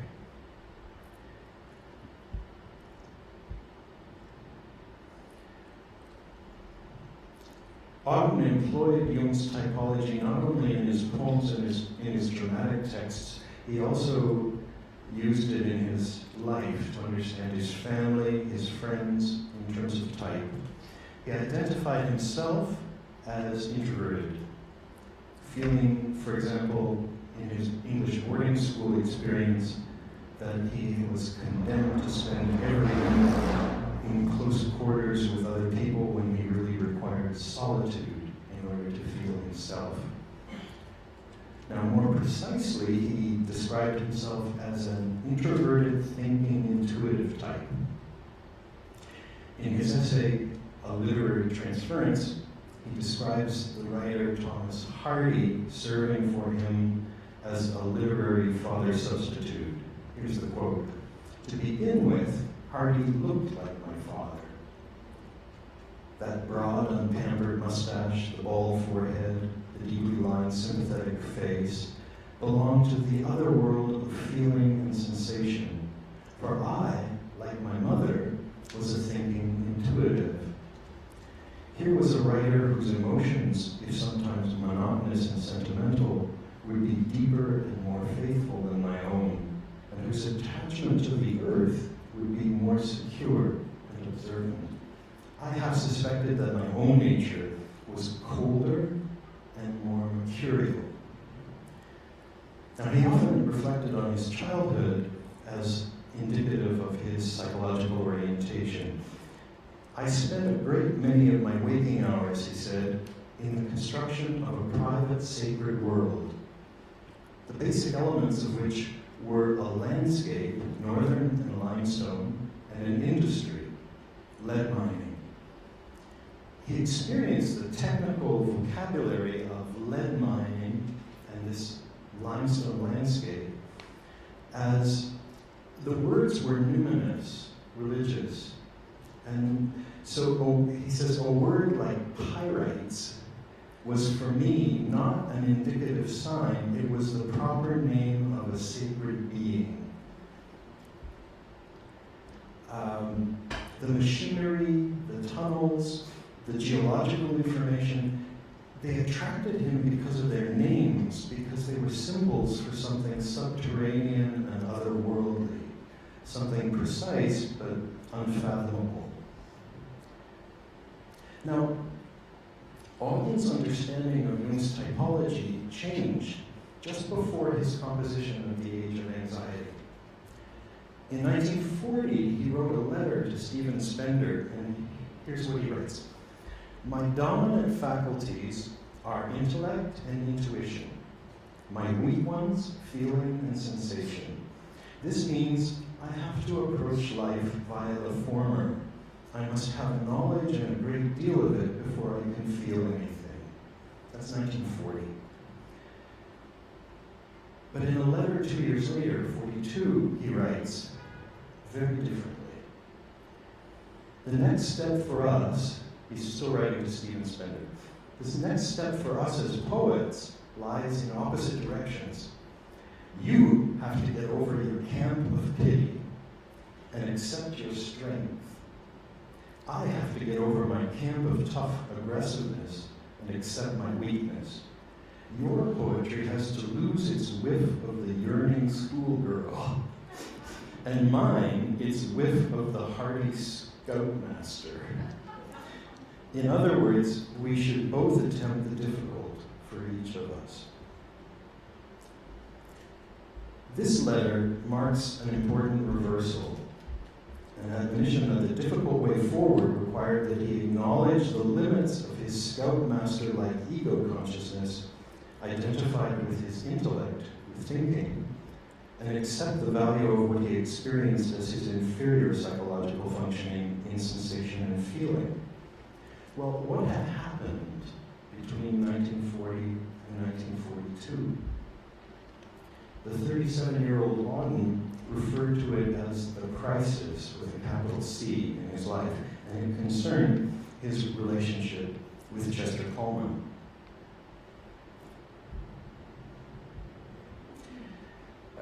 In January 1941, Auden composed a poem for his lover's birthday, in which he, as an introverted thinking intuitive type, warns Coleman of the needs and dangers of being an introverted thinking sensation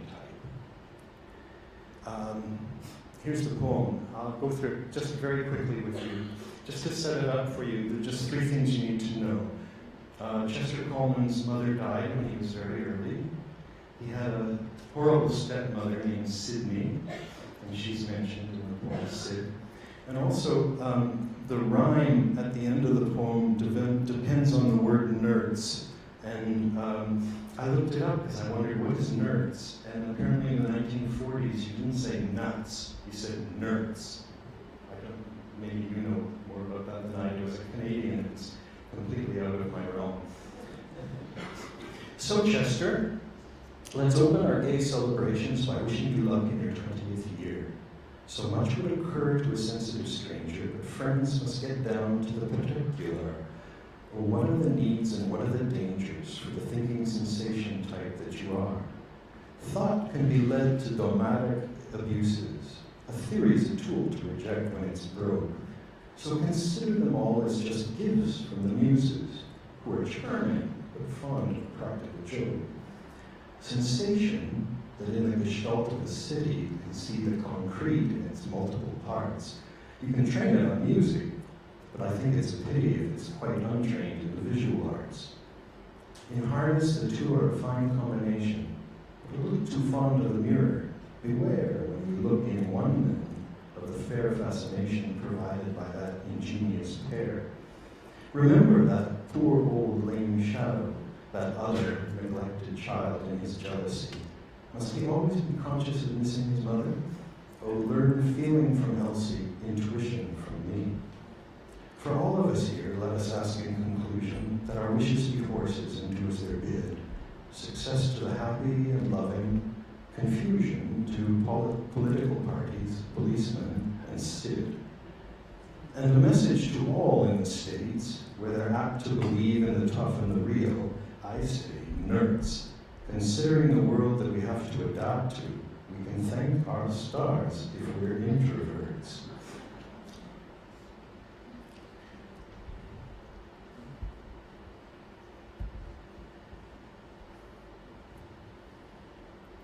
I'm just thinking,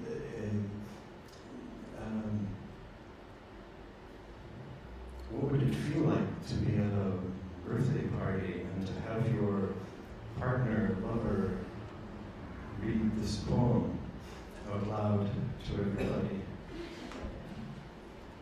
6 months later, Coleman revealed that he had been sexually unfaithful and decided to end his sexual relations with Auden.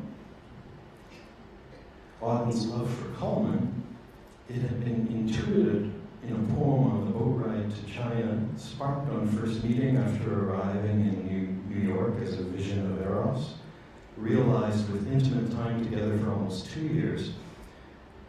Well, for Auden it was penultimate, it was a marriage, and now it would not be reciprocated in the way he had believed possible. And for the first time in his life, Auden experienced personally what he had been reporting in China, in Spain, in the Yorkville cinema, in the lives of others. A blinding, murderous rage. Apparently, he half attempted to strangle Coleman in his sleep. Hateful Aries, the heuristic impulse, possessed him utterly. He wrote a letter to Coleman. On account of you, I have been in intention and almost in act a murderer. 15 years later, in an autobiographical essay, he described it this way.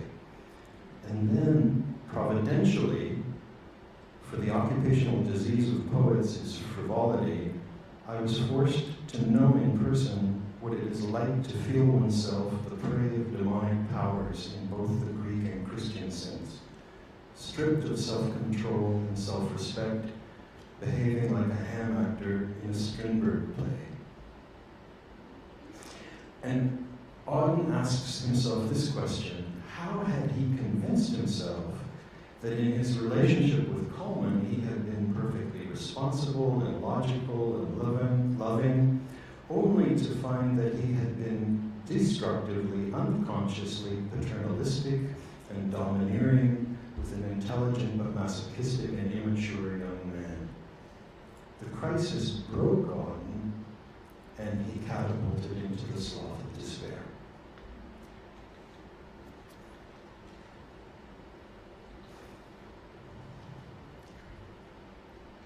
It's interesting that at this time, January 1st, 1946, when this picture is taken for Life magazine, Auden is expressing skepticism about psychoanalysis, orthodox psychoanalysis.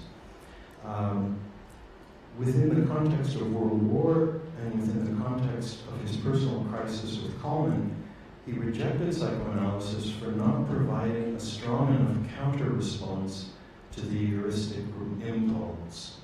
I won't give you the passage, I don't have time to give it to you, but just to say he describes a psychoanalytical process, and then he says at the end that what immediately comes 7 devils, and the last state of that man in psychoanalysis is worse than the first. That psychoanalysis has somehow created a void within the person, and there's nothing to resist the heuristic impulse when it arises. So he sets himself up to lose Freud at that particular moment. There's a new edition of The Age of Anxiety just out, edited by Alan Jacobs, and Alan Jacobs expresses surprise. He says, "It's strange to see Auden treating psychoanalysis so skeptically, since at this very time he was drawing regularly on the works of Carl Gustav Jung. But Auden was never devoted to Jung as he had been devoted to Freud as doctor and father. What Auden discovered in Jung was a rich conceptual vocabulary that could be applied to many of his key concerns. Jung's account of myth and archetype would provide a way for Auden to talk about the power of poetry and narrative for the rest of his life."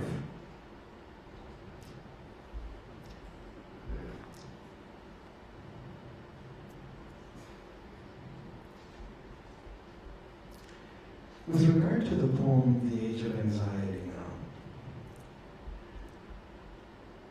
if you rethink in terms of his typology as he begins to do this work, take note that Auden always began with a form. He always began with a particular style. He was a formalist. This is something that as psychotherapists we know about. He would begin by demarcating a circumference around his subject matter by choosing a particular rhythm, rhyme, traditional narrative form, and only once he defined that would he open himself up to emerging images and symbols, images and emotions, to the destructive element and the creative constructive impulse. Psychotherapists know that to constellate unconscious processes in patients without a frame is counterproductive, even dangerous. Auden apparently knew something about this in his own creative process. And so when he begins to work on The Age of Anxiety, he chooses deliberately an archaic alliterative verse style and a classical narrative form as his artistic frame. And then he takes up Jung's typology as his compass. And then he steps into the temenos and lets himself drop into the question of war. But he lets himself drop into it with Jung's typology as his compass. And I think that's really important for us to note. So here's the cover of the book. And let me just tell you now a little bit about the poem. Auden says his poem in a bar on 3rd Avenue on the night of All Souls during the war. In the first section, entitled The Prologue, he introduces 4 protagonists who are each sitting separately in the bar. The names may be symbolic here. For example, note that the first one, who I'm not sure of the pronunciation, I'm going to say Kant, but he's intuition, and I see the word quantum in there, so I almost want to call him Quant, but that doesn't sound right either. But anyway, Kant looks at his tired reflection in the mirror behind the bar. In public life, he's a widowed, middle-aged clerk in a shipping office near the Battery. More privately, he's an Irish immigrant who came to America at the age of 6, who remembers sitting in a public library through a winter unemployed during the Depression, reading mythology. He is intuition. Malin, watching the bubbles rise in his glass, exhausted by the practical demands of his work as a medical intelligence officer in the Canadian Air Force, also reminisces, in his case, about the past pleasures of studying at university. He is thinking. Rosetta, a successful buyer in a department store, experienced with but disappointed by men, amuses herself with a favorite daydream from her childhood in England, the innocent green countryside of English detective novels. She is feeling. Emble, a Midwesterner now serving in the Navy. He looks around the bar. He's conscious of the attraction of his uniform to both sexes. He responds with contempt when he receives an admiring glance, and with irritation when he does not. He is sensation. Now, a radio in the bar interrupts the 4 monologues with loud reports from the world of great slaughter and much sorrow. And in Auden's commentary, which functions like stage directions, the bad news inclines these 4 isolated people to be inclined to come towards each other. At Rosetta's suggestion, they shift from their individual bar stools to a booth where they can talk to each other. And so the reader now follows these isolated speakers through a structure of 4 movements. We've had the prologue. Now we go into the 7 ages, the 7 stages, the dirge, and the mask. 4 movements to the poem. Well, the first section, the 7 ages, the title, The 7 Ages, of course, comes from that very famous soliloquy by Jung in Shakespeare's As You Like It. All the World's a Stage, that very famous soliloquy. You have to remember that Jacques is a melancholic. And so his summation of the 7 ages of a human life is a grim one. At first, the infant mewling and puking in the nurse's arms, then moving successfully through the phases of whining schoolboy, woeful lover, vainglorious soldier, pontificating judge, shrinking old age, and finally second childishness. Auden renders his version of the 7 ages more complex because the narrative braids together the 4 protagonists in conversation. So for each phase of the human life, Malin, as thinking, starts off the conversation, and then the other 3 sort of riff on what Malin has said. But of course, as in the Shakespearean soliloquy, any narrative any story of a human lifespan necessarily ends with extinction. And so after a pause, Malin goes to the washroom, Kant goes to get more drinks, and the conversation moves to something more complex, something deeper.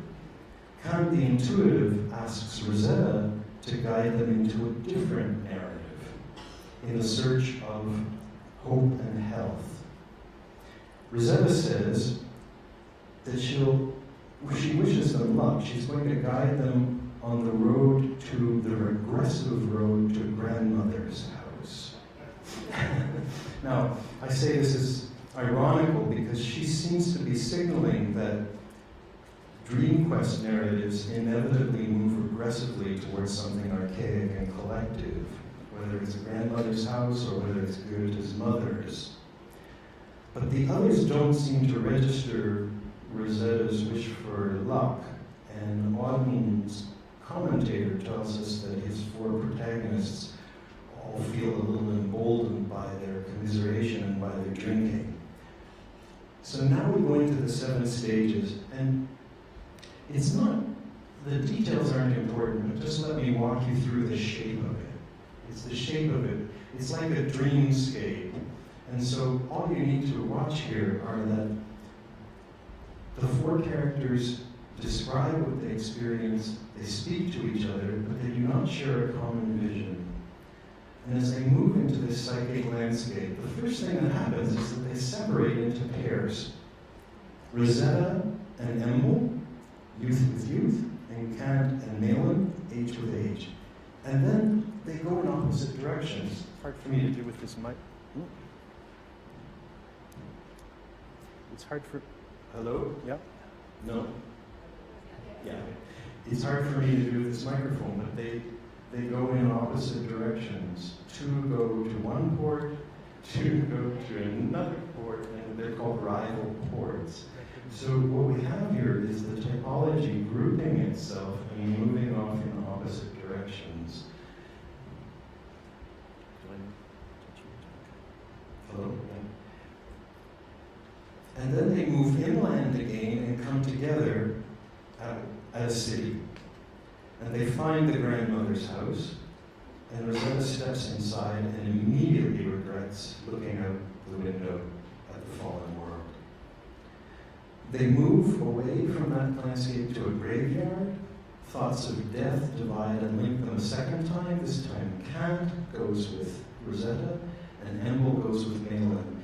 And they all come together at a deeper historical level at the Hermetic Gardens, something associated with the Renaissance. So we're going back in time into something deeper and more collective.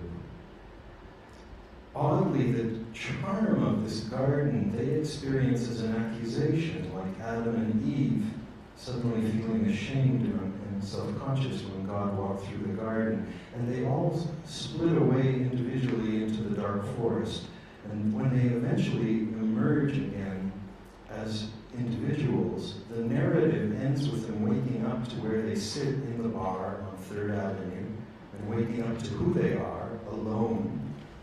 And the commentator says, their fears are confirmed, their hopes are denied. For the world from which their journey has been one long flight rises up before them now, as if the whole thing had been hiding in ambush, only waiting for the worst moment to reappear to its fugitives in all the majesty of its perpetual fury. Their quest for that state of prehistoric happiness has failed, and they feel the worse for it. Now, oddly enough, critics who look at this section notice that feeling and thinking never go together. But they don't know why. Is it because they're going to get the big monologues at the end of the poem? Critics also don't notice that sensation and intuition never go together in the poem. Auden, of course, having read psychological types and knowing Jung's position on this material, would know that Rosetta and Malin are polar opposites on the rational axis. and Emble and Kant are polar opposites on the irrational axis.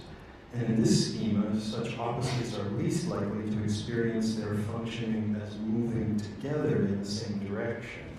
It's much more likely that a rational function and an irrational function may appear to align as they do in Auden's poem, traveling side by side, while functions on the same axis may feel oppositional, contradictory, producing what feel like impasses. The next section of the poem is called The Dirge. The four protagonists step out of the narrative structure of the dream and into a state of disenchantment. Auden moves his four protagonists out of the bar and through the night streets of New York City by taxi to Rosetta's apartment on the west side for a nightcap. Now, a dirge is a mournful song, and in this narrative phase, the four protagonists lament. They grieve, not for the loss of the mythic past. Now they grieve for the loss of hope in looking forward. They grieve for the loss of what they call some semi-divine stranger with superhuman powers, some Gilgamesh or Napoleon, who might rescue them from anguish and solitariness and chaos. And of course, we know that early 20th century fascism, with its promises of unity and ordered utopias through the exercise of radical authoritarian nationalism, had rendered very suspect any political interest in hero narratives. So the consciousness, these four consciousnesses are finding out they can't go back to the mothers, and they can't go to the hero narratives. What's next? The mask. A mask is an entertainment, singing, dancing, at the end of which conventionally the players will remove their masks and reveal their identities. Auden's protagonists mask themselves with manic artifice, partly out of vanity, out of the fear of getting too old to have fun, partly out of unselfishness, not wanting to spoil things for the others. In Rosetta's apartment, they turn on a radio, not for news, but for music past midnight, and Emble and Rosetta dance. A tiny spark of attraction has passed between them. And the commentator observes, in times of war, even the crudest kind of positive affection between persons seems extraordinarily beautiful. Kant and Malin half hope that a spark of eros has ignited between the youngsters. At the same time, they feel jealous that it excludes them as older people. Rosetta felt the erotic possibility with Emble back at the bar, invited everyone back to her flat, but she was secretly disappointed that the two olders accepted. And now, Kant and Malin signal their readiness to take their leave, and Rosetta sends them to the door, and she returns to find Emble passed out on her bed. The mask concludes, as it should traditionally, with an unmasking. And it's the unmasking of Rosetta. Her soliloquy, her monologue. It's spoken in that hollow space of looking at the lover on the bed who's asleep, his presence, his absence. And it builds into a deeply expressed insight to her dilemma as a lover, as a woman, and also as a Jew who can no longer flee from the presence of God. She speaks as feeling, accepting subjugation to the reality of the self. God's covenant with her people, God's omnipresence, is both her assurance and the cause of her anxiety, and she cannot evade his eye. I'll skip that. Here's her, just a little piece of her soliloquy. Though I fly to Wall Street or Publishers Row, or pass out, or submerge in music, or marry well, marooned in riches, he will be right there with his eye on me.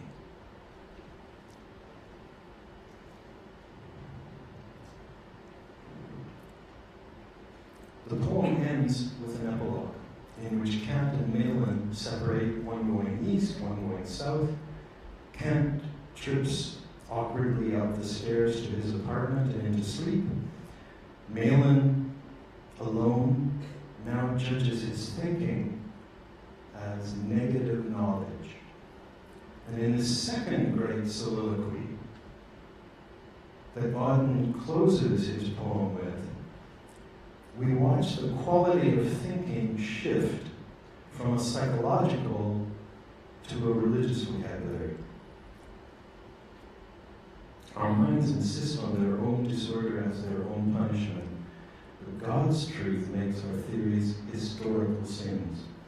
Malin finds a potentiality that exists in choosing intellectually a religious perspective, in repenting his lack of faith in the eternal that, if made manifest in time, could contradict mad unbelief with mercy. And so we have Rosetta and Malin both shifting the end of the poem by altering the rhetoric of anxiety. Their distress evokes indirectly something that is deeper than anything else in the poem. Now, critics looking at the poem say that the poem was a great failure on Auden's part. And they say it's a failure because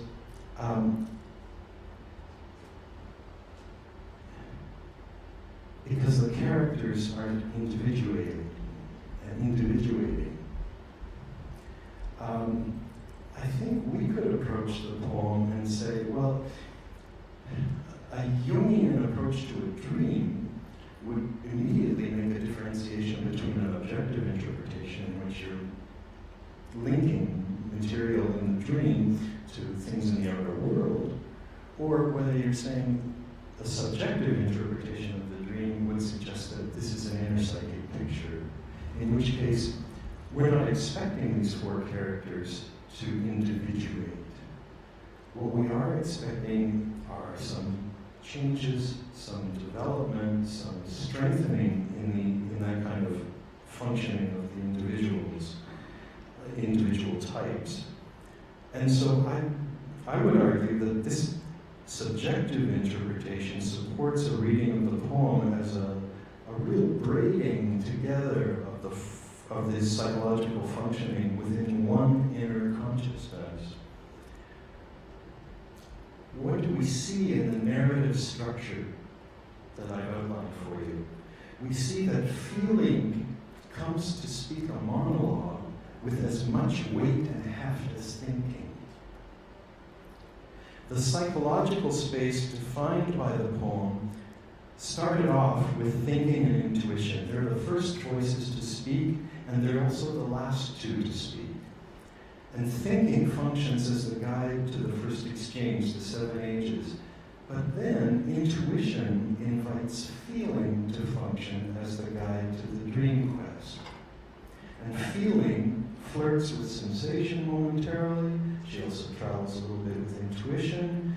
And at the end, feeling speaks with an authority equal to but different from that of thinking. Now, both feeling and thinking are rational functions, and they address the problem of anxiety in wartime as disordering, and both transpose that anxiety into a religious problem that must be suffered, a purgatorial experience, endured in the omnipresence of the self. And Rosetta, as feeling, speaks of integrity, of oneness. Her last words of her monologue are the Jewish credo. Hear, O Israel, the Lord our God, the Lord is one. So she's focusing on the unity of the God image. Now, I said earlier that Auden was an introverted thinking type, and that he would begin by choosing a narrative form like a temenos circle, and then discovering intuitively what emerged once he had defined that form.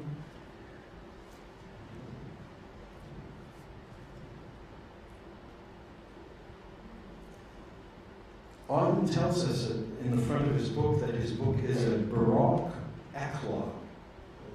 What does that mean? What's an eclogue? An eclogue is a narrative form that adopts the pastoral convention in which a natural setting is contrasted with a very artificial style of diction. In an eclogue, traditionally, very lowly shepherds have a conversation in very high-toned debate. Now, Auden ups that ante of writing an eclogue by saying, I'm going to write a Baroque eclogue. Now, what Baroque? Well, we know that that means highly ornate or ornamented. But here's Auden's definition of Baroque. The Counter-Reformation's theatrical use of matter against the earnest thinking of the reformers. So he's deliberately using Baroque to pit matter against thinking. So on the title page, if you look at those words Baroque and eclogue, he's already signaling to you as a reader. He's saying, you, reader, are about to step into a very self-conscious narrative, a kind of highly ornate artificial construct in which you're going to find a sharp contrast between the ordinary setting of the bar and the very archaic, heightened language of the speakers. So when readers and critics complain that the poem is off-putting and even inaccessible, why does Auden choose this formal frame and this style? Well, we would say, as psychotherapists perhaps, it's an attempt to contain the breadth of the turmoil, the depth of the dread that emerge when the anxiety breaks through. The challenging psychology of Auden's literary war work is that he says, how do we address individual and collective anxiety in a meaningful way? And he says, it must be very formally contained. If it can be contained, what's the psychological effect? The epigraph of the book, there's the title, there's the designation of the narrative as Baroque eclogue, and then there's these 3 lines in Latin. The epigraph of the book is from Thomas of Celano, the crowning hymn of all souls. Auden employs this epigraph as a signpost. He's telling you again what kind of story you're about to step into, what kind of narrative are you about to step into. Auden was interested in the celebration of All Souls, which was instituted by the church in 998. The Last Judgment conveyed more than terror with this new innovation. It revealed human dignity in a claim not to be thrown into the fire like a weed, but to be judged. So here in a nutshell is where the structure of Auden's narrative wants to get to by the end. The possibility of a dialectic between the ego and the self, or what we would call Job and God in Jung's essay To Come in 1952. If there's any hope at the end of the age of anxiety, it's not yet directly evident in the 2 closing monologues.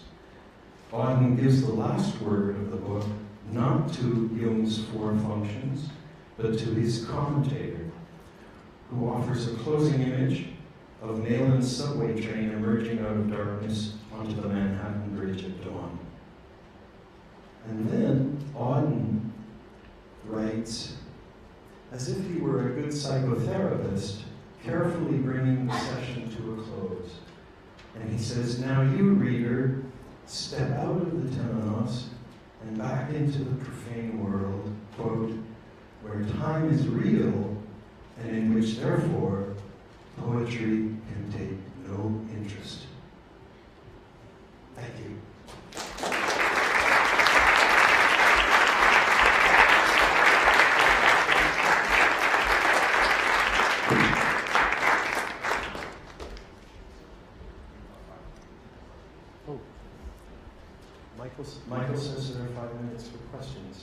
I know it's late in the day. It's been a long day, but if you have a question.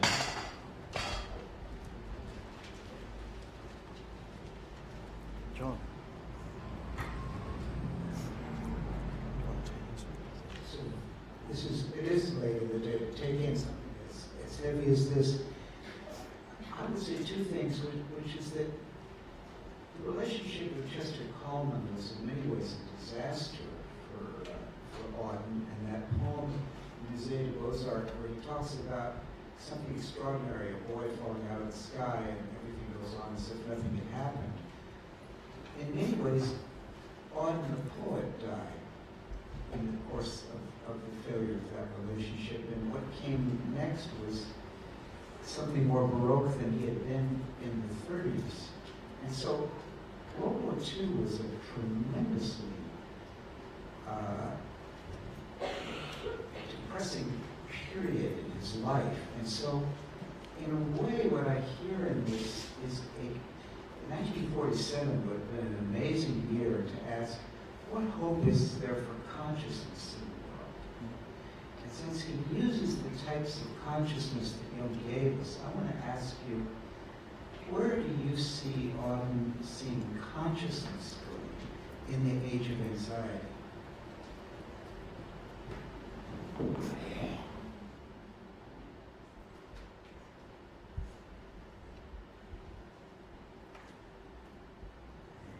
In terms of the typology, to answer your question, what we see is Rosetta as the feeling function emerging as a pivotal player. She's no longer just one of the four. She somehow speaks with a surprising authority and depth. And this is what I mentioned, that in the structure of the poem, suddenly the feeling function is being invited to function as a guide to the dream narrative. And through the dream narrative, we start to see the role of feeling change within that intrapsychic picture. We know that it's much more complicated in Auden's life. Edward Mendelssohn, who controls the estate of Auden, has written extensively on early Auden, on later Auden, and who has edited all of Auden's poetry and prose for Princeton University Press. He says that the next stage for Auden after the age of anxiety, there's a way to map the individuation process of someone like Auden geographically. He lives the first years as an English poet based in England. Then he comes to New York City. After New York City, he leaves and spends his summers in Italy. And the last phase, he finds a little tiny house in Austria where he lives. But what I want to say is that Mendelssohn is interested in the fact that Auden discovers in Italy his body, his own sensation function comes to life living in the Baroque and living in the geography of the Italian landscape. And that's where he writes one of his most important poems about In Praise of Limestone. So individually, his process is going in one way. What he maps out, what I'm interested in with regard to the age of anxiety is that we have a thinking intuitive type, an introverted thinking intuitive type, who's using thinking to create a temenos, and then going into his intuition and processing. And what he comes out with at the end of the age of anxiety is a religious perspective on the problem of anxiety and the intuitive presence of the self.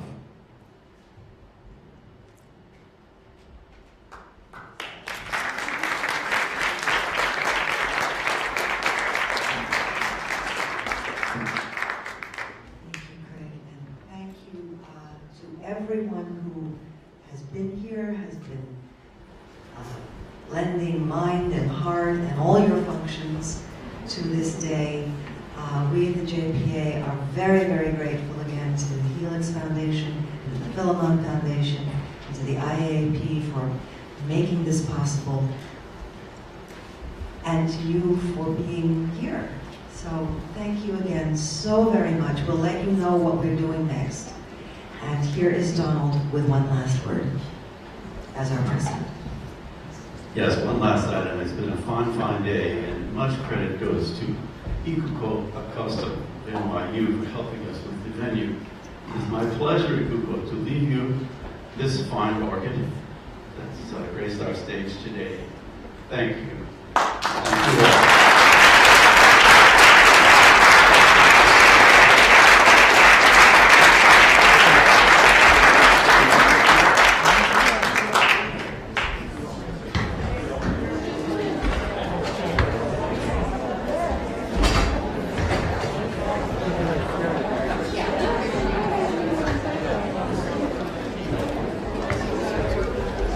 How'd you like it?